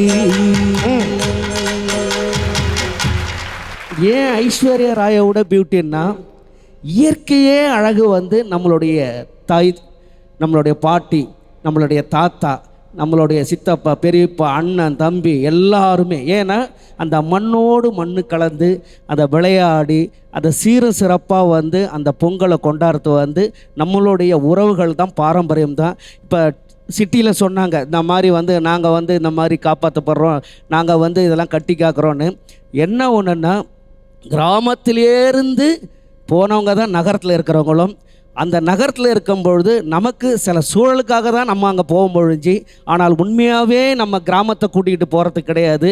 ஏன்னால் இப்போ நான் இருக்கிறேன் அப்படின்னா, இப்போ நம்ம சினிமாவில் பாடுறோம், மற்ற நிகழ்வுகளில் பாடுறோம் அப்படின்னா என்ன கேட்பாங்கன்னா, கிராமத்தில் வீடு கட்டிங்களா, கிராமத்தில் இடம் வாங்கினீங்களா, கிராமத்தில் நிலம் வாங்கினீங்களான்னு. ஏன்னால் எப்பொழுதுமே நமக்குன்னு கிராமத்தில் ஒரு கால்காணி இடமா அது இருக்கணும். அப்படி இருக்கும் பொழுது நம்மளுடைய பின்னாடி வளர்கிற சந்ததிகள் அவங்க எப்பொழுதும் சந்தோஷமாக மகிழ்ச்சியாக கிராமத்துக்கு வந்து அந்த உறவுகளோடு கொண்டாடணும் அப்படிங்கிறதுக்காக தான் வந்து அந்த பாரம்பரியத்தை எப்பொழுதும் கட்டி காக்கணும் அப்படிங்கிறது தான் இது. அதாவது அப்பப்போ எது வேணாலும் நம்ம உருவாக்கலாம். அதாவது இப்போ நீங்கள் சொல்கிற மாதிரி செல்ஃபோனை உருவாக்கலாம், ட்ரெஸ்ஸுக்கு என்ன மாதிரி வேணாலும் ஸ்டைலாக போட்டுக்கலாம், என்ன மாதிரி வேணாலும் நம்ம வந்து நம்மளுடைய வாழ்க்கை முறைகளை மாற்றிக்கலாம். ஆனால் பண்பாடும் நாகரிகமும் எப்பொழுதும் வீர விளையாட்டோடு கிராமத்தினுடைய கலைகளோடு கட்டி காக்கிற இடம் வந்து நம்மளுடைய கிராமம்தான் அப்படிங்கிறது எப்பொழுதும் நமக்கு எல்லாத்துக்குமே தெரியும். அதனால தான் வந்து ஒவ்வொரு தொழிலுக்கும் ஒவ்வொரு வேலைக்கும் ஒரு பாடல் வச்சுருக்காங்க. அதாவது தெற்கு தேச சீமையில தென்கிழக்கு பூமியில 3 போகம் நெல் வேலையும் எங்க முத்தான எங்க தேசத்தில் எல்லாருமே சொந்தமுங்க, எல்லாருமே சொந்தமுங்க, எல்லா நாளும் சந்தோஷங்க, இங்க எல்லா நாளும் சந்தோஷங்க. யானை கட்டி போரடிச்சா ஏற்றமுள்ள சீமை இது, பிஞ்சி புள்ளையும் புலி விரட்டி பேரு பெற்ற பூமி இது. வரகு கம்பு தினசாம வாரி தந்த பூமி இது, வருஷம் பூரா வெள்ளாம விளைஞ்சி நிற்கும் சாமி இது. ஏர்களப்ப தோல் சுமந்து எட்டி நடக்கும் விவசாயி, ஏர்களப்ப தோல் சுமந்து எட்டி நடக்கும் விவசாயி. உதய சூரியன் முளைக்கும் முன்னே உழுறாம் பாரு தான் நிலத்து, உதய சூரியன் முளைக்கும் முன்னே உழுறாம் பாரு தான் நிலத்து. தினமும் உழுது காத்திடுறான், தினமும் உழுது காத்திடுறான் இந்த தேசத்தோட தலையெழுத்து. இப்படி ஒவ்வொரு விவசாயியும் ஒவ்வொரு நாளும் ஒவ்வொரு நேரமும் அவன் பசியை காப்பாற்றுறானோ, அவனுடைய வயிற்று பசி காக்கப்படுதோ இல்லையோ, ஆனால் இந்த தேசத்தில் வந்து எங்களுடைய நாடு மாதிரி இல்லை, எங்களுடைய ஊர் மாதிரி இல்லை, எங்களுடைய கிராமம் மாதிரி இல்லை அப்படிங்கிறத உலகத்துக்கு பறைசாற்றுற விதமாக தான் நம்மளுடைய தமிழ் பண்பாடு இன்னமும் கட்டி காக்கப்படுகிறது. அதனால தான் சிட்டிக்குள்ங்கிறத தாண்டி வெளிநாடுகளில் எத்தனையோ நிகழ்ச்சிகள் நம்ம போவோம். அங்கே சொல்கிறது என்னென்னா, நம்மளுடைய பாரம்பரியம் உங்களை மாதிரி நிறையா கலைஞர்களாலும் உங்களை மாதிரி நிறையா கிராமத்துக்கு விவசாயிகளாலும் தான் இப்படி கட்டி காக்கப்படுகிறது. அப்படிப்பட்ட இந்த கலையில் நீங்கள்லாம் வந்து எப்பொழுதும் இருக்கணும் அப்படின்னு சொல்லி எங்களெல்லாம் பாராட்டுவாங்க, வாழ்த்துவாங்க. இந்த மாதிரி பொங்கல் நேரத்தில் எங்களெல்லாம் கூட்டு போய் பாட வைப்பாங்க. அதேமாரி தான் இப்போ துபாய்க்கு, அதாவது நம்மலாம் நினச்சிருப்போம்மா நம்ம இங்கே டவுனில் பண்ணுறதுக்கே இவ்வளோ யோசிக்கிறோம், ஆனால் துபாய் ரோட்டில் 1000 பெண்கள் பொங்கல் வைக்கிறாங்க, அங்கே நாங்கள் பாட போகிறோம். அப்போ என்னன்னாக்கா எந்த அளவுக்கு நம்மளுடைய கலைகளும் நம்மளுடைய பண்பாடும் நம்மளுடைய நாகரிகமும் ஒவ்வொரு நாடுகளில் கட்டி காக்கப்படுகிறது அப்படிங்கிறது கண்கொள்ளா காட்சியாக இருக்குது.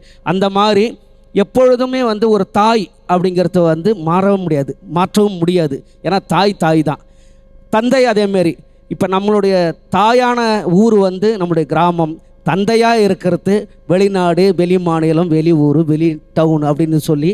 அதனால தான் எப்பயுமே நம்மளுடைய தாயை பற்றி நினைக்கும் பொழுது 10 மாதம் என்ன சுமந்து பெத்து எடுத்த அம்மாவோம், பாசத்துக்கு முன்னாலே எல்லாமே சும்மா, ஓரத்தத்தை எல்லாம் பாராதந்து பொத்தி வளர்த்த அம்மாவோம், அன்புக்கு முன்னாலே ஆகாச சும்மா, எறும்பு அண்டாமே தூசு தும்பு சேராமே தொப்புள் கோடி அறுத்தெடுத்த அம்மா, கண்ணோரக்கம் பாராம கஞ்சி தண்ணி இல்லாம பாலும் சோறும் ஊட்டி வளர்த்த அம்மா, ஓ அன்புக்கு முன்னாலே ஆகாச சும்மா, ஓ அன்புக்கு முன்னாலே ஆகாச சும்மா.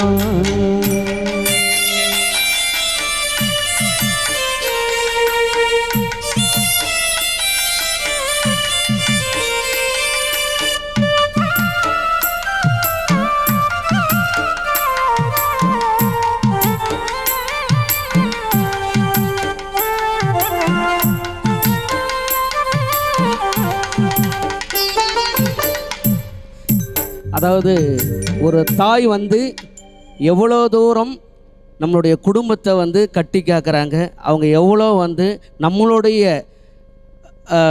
எவ்வளோ கஷ்டப்பட்டாலும் அவங்க பசியோடு இருந்தாலும் பிள்ளைகள் நல்லா இருக்கணும் அப்படின்னு நினச்சி, அதனால தான் எப்பயுமே அவங்களுடைய அன்புக்கு முன்னாடி இந்த ஆகாசமே சும்மா அப்படின்னு சொல்லி அவங்களுடைய அன்போடும் அரவணைப்போடையும் நம்ம இன்ன வரைக்கும் வாழ்ந்துக்கிட்டு இருக்கிறோம்.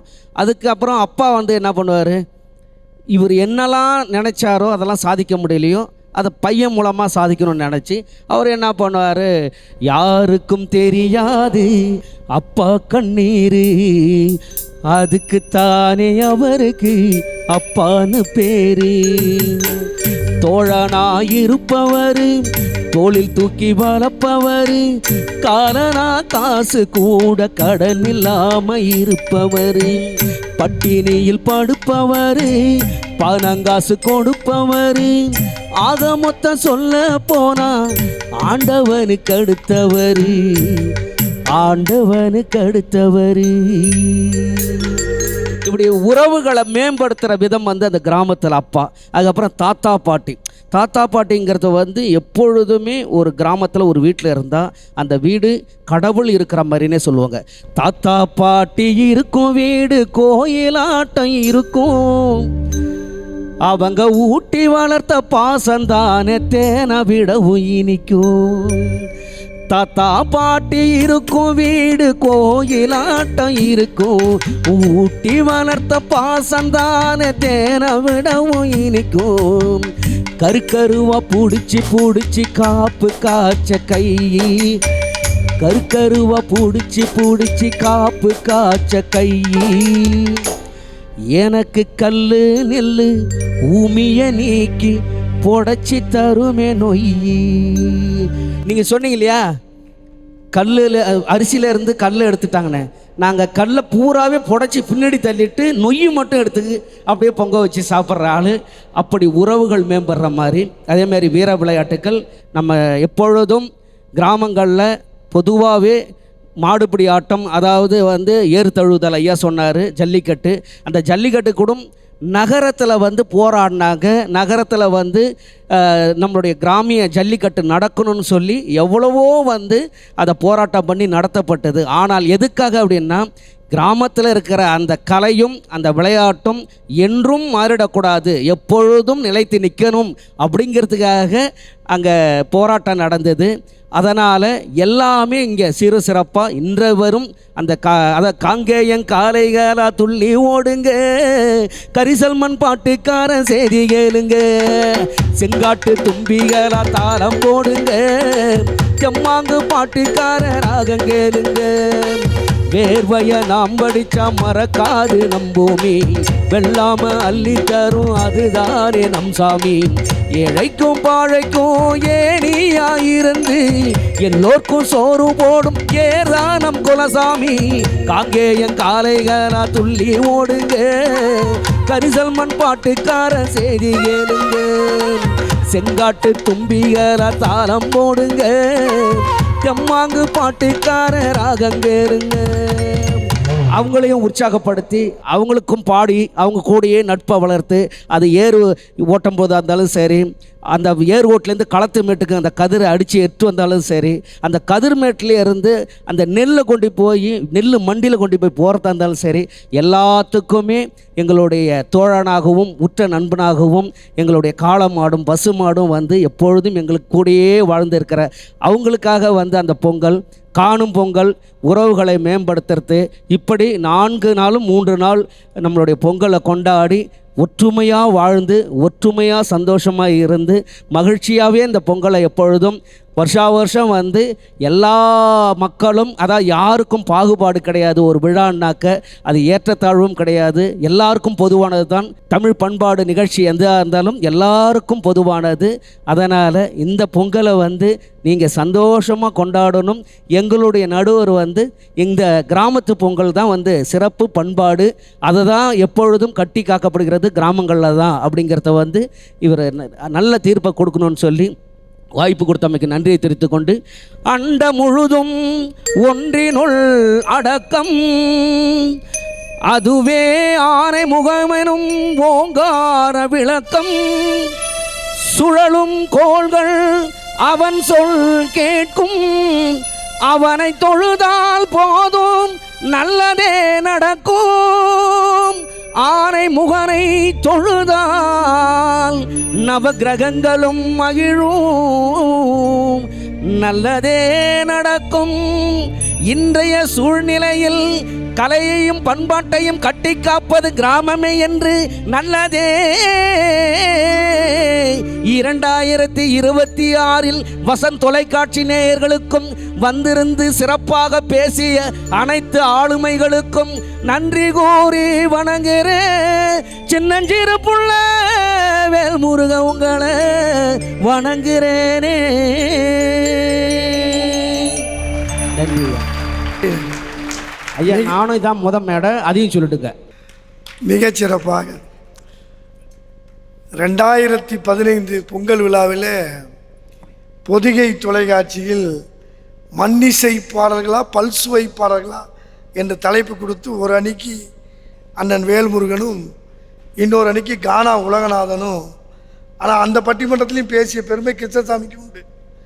கிட்டத்தட்ட தொலைக்காட்சி பட்டிமன்ற வரலாற்றிலேயே குறித்த நேரத்தில் உரிய செய்திகளை பேசி மேடைக்கு மரியாதை செய்த முதல் தொலைக்காட்சி பட்டிமன்ற மேடை என்றால் எங்கள் வசந்த் தொலைக்காட்சி நடத்திய இந்த திருவாரூர் மேடை தான்.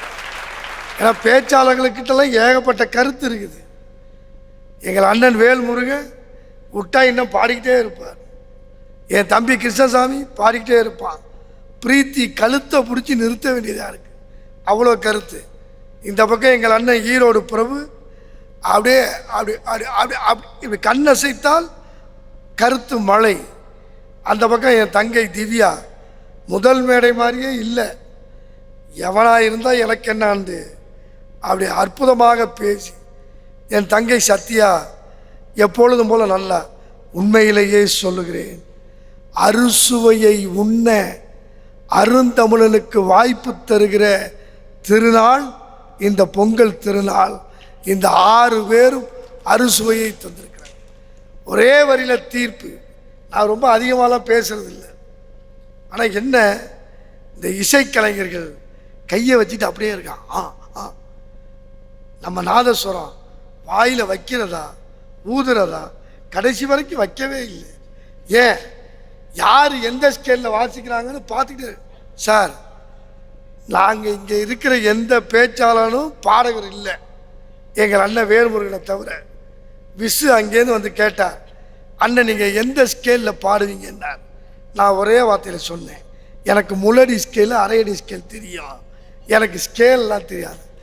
ஆனாலும் இந்த ஸ்கேல் என்ற கட்டுக்கோப்புக்குள் இல்லாமலே, கருத்து என்ற பெட்டகத்துக்கு போகாமலே ஒருவன் பாடுவான், ஒருத்தி பாடுவாள் என்றால் மண்ணிலிருந்து அவள் மனதிலிருந்து வருகிற பாடல் தான்.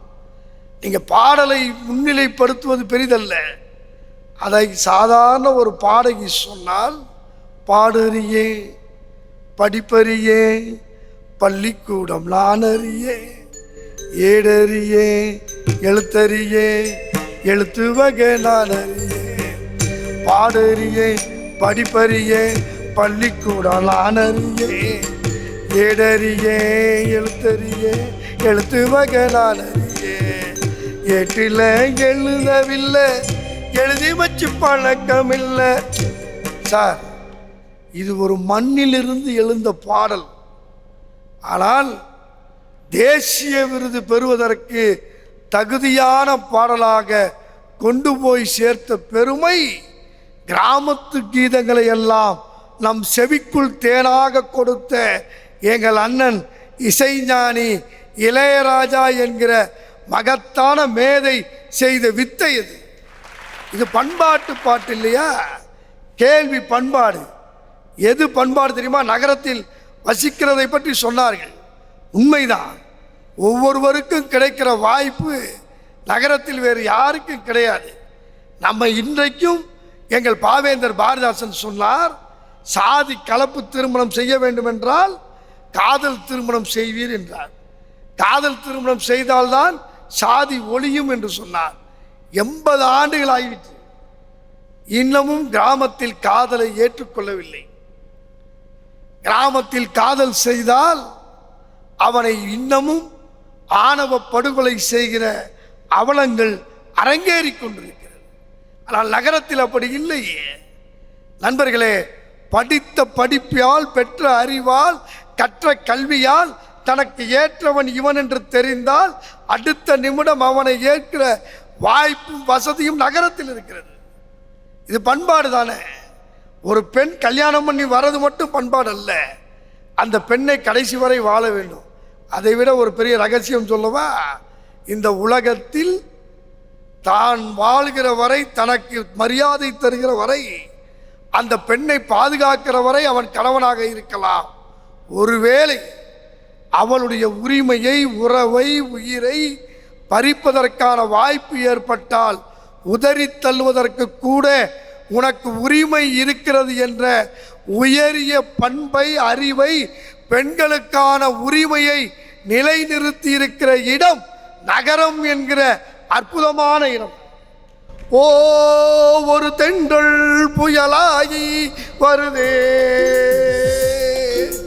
காலதேவனின் தர்ம எல்லைகள் மாறுகின்றதே, காலதேவனின் தர்ம எல்லைகள் மாறுகின்றதே.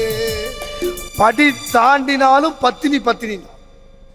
எங்கள் அண்ணன் பாரதி ராஜா கிராமத்திலே இருந்த பண்பாட்டை நகரத்துக்கு இடம்பெயர வைத்த மிகப்பெரிய ஆற்றல் திரையுலகத்தில் அவரை தவிர வேற யாருக்கும் கிடையாது. ஸ்டுடியோக்கு உள்ளே மட்டுமே இருந்த கேமராக்களை கிராமத்து பள்ளிக்கூடத்திற்கு கொண்டு போனவர் எங்கள் அண்ணன் பாரதி ராஜா. ஏன் கிராமத்துக்கு போனார்? நகரம் நல்லா இல்லையா? நகரத்தில் இருக்கிற வசதிகள் எதுவுமே இல்லையே. இங்கே பேசப்பட்ட பொழுது மருத்துவ வசதி, கல்வி வசதி, அதை தாண்டி இன்னைக்கு இருக்கிற தொழில்நுட்ப வசதி, இது அத்தனையும் நகரத்தில் தான் இருக்கு. கிராமத்தில் இல்லைன்னு சொல்றீங்களா? இன்னைக்கும் ஒரு செய்தி சொல்றேன். ஒரு பாம்பு கடிச்சிருச்சுன்னு வச்சுக்கோங்க, டவுனில் உள்ளவனுக்கு 32 ஊசி, கிராமத்தில் உள்ளவனுக்கு ஒரு வாழை மட்டை, 2 சின்ன வெங்காயம், 4 மிளகு தான். விஷம் இறங்கிடும். நகரத்தில் 32 ஊசி. சார், நகரத்துக்கும் கிராமத்துக்கும் என்ன வித்தியாசம் நினைக்கிறீங்களா? வீட்டுக்கு வெளியில நாய் படுத்திருந்துச்சுன்னா, வீட்டுக்கு வெளியில நாய் படுத்திருந்துச்சுன்னா கிராமம், வீட்டு பெட்டுக்கு மேல நாய் படுத்திருந்தா அது நகரம் இல்லையா? வாழ்க்கையில் சார், நாய்க்கு சோப்பு வாங்குறோம், நாய்க்கு பிஸ்கட் வாங்குறோம், நாயை குளிப்பாட்டுறதுக்கு தனி சர்வெண்ட் வைக்கிறான். ஆனால் அவன் பிள்ளைய குளிப்பாட்ட அவனுக்கு தெரியல. நான் இப்பயும் ஒரு பந்தயம் வச்சு சொல்கிறேன். என் தங்கை கோவை சத்தியா 2 பேர பிள்ளைக்கு பாட்டி, 3 பேர பிள்ளைக்கு குழந்தையை எப்படி குளிப்பாட்டுறது நகரத்தில் உள்ள யாருக்கா தெரியுமா சார்? குழந்தையை தூக்கி எப்படி செல்ல வேண்டும் என்பதிலே பண்பாடு இருக்கு. நல்ல பெற்ற தாய் என்ன தெரியுமா பண்ணுவா? குழந்தையை தூக்கி இடது கை பக்கத்தில் தான் வச்சுப்பா. ஏன்? இந்த இடது கை பக்கத்தில் தான் நம்முடைய இதயம் இருக்குது. கர்ப்பப்பைக்கு உள்ளே இருக்கிற பொழுது அந்த குழந்தைக்கு கேட்ட ஒரே சத்தம் தன் தாயின் இதய துடிப்பு மட்டும்தான். இந்த உலகத்திற்கு வந்த பிறகு ஏதோ ஒரு இடத்தில் இருக்கிறோம் என்று அச்சப்படாமல் அதே தாய் தான் இங்கே இருக்கிறேன் என்று தாய் தன் மார்பில் தூக்கி இதயத்துக்கு பக்கத்திலே வைத்தால் குழந்தை அழாமல் இருக்கும். நகரத்தில் என்ன ஆயிடுச்சு? இப்பெல்லாம் பிள்ளைய பெற்று புருஷன்ட்ட கொடுத்துட்டு அவன் எஸ்கிமோக்கள் மாதிரி ஒரு பெட்டு வச்சிருக்கிறான். இந்த பக்கம் சுற்றி, அந்த பக்கம் சுற்றி, இந்த பக்கம் சுற்றி, அந்த பொண்ணு பாட்டு நடந்து போகுது. இவன் தாயேன்னு பிச்சை எடுத்துட்டு பின்னாடியே போகிறான். சார், மார்பகத்தில் பால் கொடுப்பதிலே கூட பண்பாடு உண்டு. ஒரு மரப்பாச்சி பொம்மை இருந்தால் கூட அந்த பொம்மைக்கு சிகப்பு சீலை கட்டி மானத்தை காப்பாற்றியது கிராமத்து தாய்மார்கள். இன்றைக்கு நகரத்திலே அந்த கலாச்சாரம் மாறி இருக்கிறது. வைரமுத்து சொன்னாரு, இந்த நாடு எப்படி மாறி போயிருக்குன்னு. செந்தமிழ்நாட்டு தமிழச்சியே, சேலை உடுத்த தயங்குறியே, நெசவு செய்யும் திருநாட்டில் நீச்சல் உடையில் அலையிறையே, கணவன் மட்டும் காணும் அழகை கடைகள் போட்டு காட்டுறியே.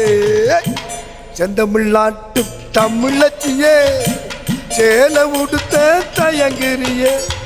ஏன் சேலை உடுத்தணும்? ஒரே ஒரு செய்தி, ஒரு பண்பாடு சொல்கிற பிரீத்திக்கும் என் தங்கை திவ்யாவுக்கும் திருமணம் ஆகிற பொழுது 50,000 ரூபா 1 லட்ச ரூபாய்க்கு பட்டுப்புடவை எடுக்கிறாங்கல்ல. தமிழ் பண்பாட்டுப்படி பட்டுப்புடவை கட்டி எந்த பெண்ணும் தாலி கட்ட மாட்டாள். தாலி கட்டுகிற பொழுது அவளுக்கு கட்டக்கூடிய புடவைக்கு பெயர் கூரை புடவை என்று பெயர். அந்த கூரை புடவை நூலோடு இருக்கும். அந்த கூரை புடவை நூலோடு இருக்குல்ல, கல்யாணத்தன்னைக்கு கட்டின பிறகு அந்த புடவை திருப்பி எப்போ வரும் தெரியுமா? அந்த பெண்ணுக்கு குழந்தை பிறந்து அந்த தூளி கட்டி தொட்டில் கட்டுகிற பொழுது இந்த பருத்தி புடவை தான் அந்த இடத்தில் குழந்தைக்கு படுக்கையாகும். ஏன் தெரியுமா? இந்த உலகத்திலேயே எல்லா பூவுக்கும் வாசம் உண்டு, எல்லா பூவுக்கும் நேசம் உண்டு. ஆனால் ஒரே ஒரு பூவுக்கு மட்டும்தான் மானத்தை மறைக்கிற மகத்தான குணம் உண்டு என்று சொன்னால் அது எங்கள் பருத்தி பூ என்கிற அந்த ஒரு பூ தான் மானத்தை மறைக்கும். அந்த பருத்தி பூவில் மானத்துக்குள்ளே மகனை படுக்க வைத்து தாளாட்டுகிற பொழுது அவள் பாடுகிற வரிகள் போதும். அந்த காலத்தில் கிராமத்தில் தொட்டில இப்படி இழுத்து விட்டா இங்கே தாங்க போவான், ஆறு இப்படி வருவான். இப்போ நகரத்தில் அப்பார்ட்மெண்ட், என் தங்கச்சி திவ்யா சொன்னிச்சு, இந்த அப்பார்ட்மெண்ட்டில் தொட்டில போட்டு இழுத்து விட்டா புள்ள 8th வீட்டுக்கு அந்தாண்ட போயிடுவான். அதனால் இப்போ ஒன்று கண்டுபிடிச்சிருக்கான், ஸ்ப்ரிங்கு. பிள்ளைய தொட்டிலுக்குள்ளார போட்டு இப்படி இழுத்து விட்டா அன்னைக்கு ஒரு தாய் வந்து ஓங்கி இழுத்து விட்டுடுச்சு, ரூஃபை பொத்துக்கிட்டு அடுத்த ஃப்ளோருக்கு போயிட்டான். அப்போ பிள்ளைய இப்படி தாளாட்டினப்ப அம்மா கூப்பிட்டு கடைக்கு போயிட்டு வாடானா போயிட்டு வருவான், அப்பா கூப்பிட்டு பள்ளிக்கூடத்துக்கு போடானா போயிட்டு வருவான், அண்ணன் கூப்பிட்டு வாங்கிட்டு வரானா போயிட்டு வருவான். ஏன்னா தாளாட்டு இப்படி இருந்துச்சு. இப்போ உள்ள பிள்ளையெல்லாம் ஸ்ப்ரிங்கில் இருக்கிறதால பிள்ளைய கூப்பிட்டு கடைக்கு போயிட்டு வானா, நீ போ நீ போ, ஜங்கு ஜங்குன்னு இப்படி தான் குதிக்கும். சார், வாழ்கிற வாழ்க்கையில் தான் சார் பண்பாடு. நிறைவாக ஒன்று சொல்லுகிறேன், திருமணமாகிற பெண்கள் எப்படி இருக்கணுங்கிறதுக்கு கிராமத்தில் ஒரு செய்தி சொன்னான். எது பண்பாடு தெரியுமா? கணவன் வேலையை விட்டு வந்தால் வாசலில் நின்று பார்க்கணும், பார்க்கறது மட்டும் இல்லை, அவனுக்கு எது தேவைன்னு நம்ம செய்யணும். இப்போ நகரத்தில் அது நடக்குதா?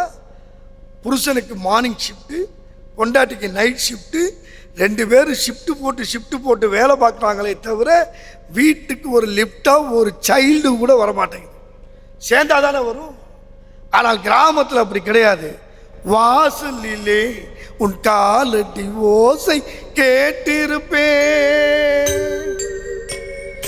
வந்தவுடன் உன் ஆசை முகத்தை பார்த்திருப்பே, வாசலிலே உன் காலடி ஓசை கேட்டிருப்பே,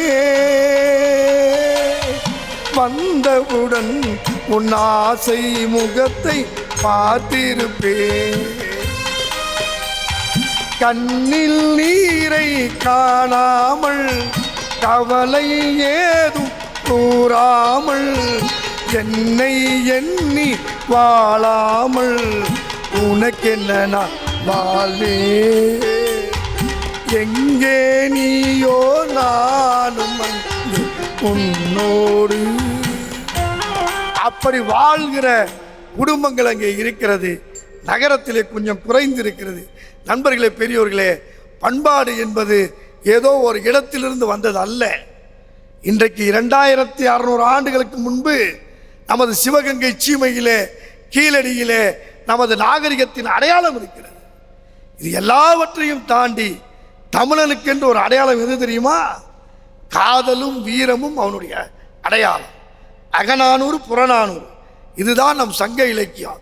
இதை தாண்டி எதையும் யோசிக்காமல், எதையும் வாசிக்காமல், எப்படியும் நேசிக்காமல் ஒரு தேசத்தில் நீங்கள் வாழ முடியும் என்றால் முடியாது. இன்னும் சொல்லுகிறேன், ஒரு தொலைக்காட்சி பேச்சரங்கத்திலேயே பல ஆண்டு நடுவராக இருந்த பெருமையில் சொல்லுகிறேன், எங்கள் வீட்டு பெண்கள் நகரத்தில் வாழ்கிற பொழுது வேறு உடை உடுத்தலாம், நகரத்தில் இருக்கிற பொழுது வேறு உணவு உண்ணலாம். ஆனால் எங்கள் அண்ணன் வேல்முருகன் எடுத்தவுடனே சொன்னாரே, 3 நாள் பொங்கல் என்று சொன்னால் ரயிலிலும் பஸ்ஸிலும் டிக்கெட் கிடைக்காவிட்டாலும் படிக்கட்டுகளிலாவது உட்கார்ந்து தன்னுடைய கிராமத்துக்கு வர வேண்டும் என்று நினைக்கிற அந்த மனப்பான்மை நகரத்தில் வாழ்ந்தாலும் எங்கள் தமிழ் பெண்களுக்கு இருக்கிறது. அதை தாண்டி ஜல்லிக்கட்டு என்று சொன்னார்கள். ஜல்லிக்கட்டு என்பது ஒரு வீர விளையாட்டை வெளிக்கொண்டு வந்த போராட்டம் மட்டும் அல்ல. ஒரே வரியில் சொல்கிறேன், மெரினா கடற்கரையிலே 1,00,000 இளைஞர்கள் இருந்தார்கள். அதில் 50,000 பெண்கள், 50,000 ஆண்கள், அத்துணை பேருமே இளம் வயதினர். ஆனால் எது பண்பாட்டு தெரியுமா? 50,000 பெண்கள் 50,000 ஆண்கள் இருந்தாலும் ஒரு ஆணும் ஒரு பெண்ணுக்கோ, ஒரு பெண்ணுக்கு ஒரு ஆணாலையோ எந்த விதமான பாலியல் சீண்டல் இல்லாமல் பண்பாட்டோடு காப்பாற்றி நின்றார்களே இன்றைய நகரத்து இளைஞர்கள். அவர்கள் 1000 ஆண்டுக்கு வணங்கத்தக்கவர்கள், வாழத்தக்கவர்கள்.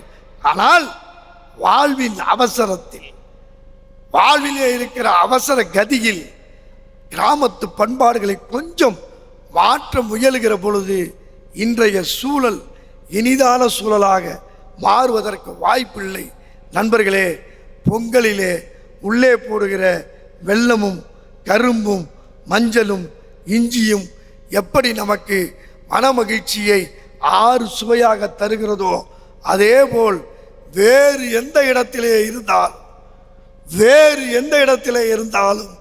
வேறு என்பது கிராமத்தில்தான் இருக்கிறது என்பதை உணர்ந்தால் நாம் தமிழன், நாம் மனிதன், நாம் பண்பாடு மிக்கவன். இந்த பண்பாட்டை இன்றைய சூழலிலும் கட்டி காப்பது நகரத்தை விட கிராமமே கிராமமே கிராமமே என்ற என்னுடைய பணிவார்ந்த தீர்வை தந்து நல்ல வாய்ப்பு தந்த வசந்த் தொலைக்காட்சிக்கும் நடத்தி காட்டியிருக்கிற திருவாரூர் பெருமக்களுக்கும் எங்கள் பட்டிமன்ற குழுவின் சார்பில் இதயமார்ந்த நன்றியையும் வாழ்த்தையும் உங்களுக்கு தெரிவித்து நிறைவாக கடைசியாக ஒன்றை சொல்லிக் கொள்கிறேன். போயிட்டு வர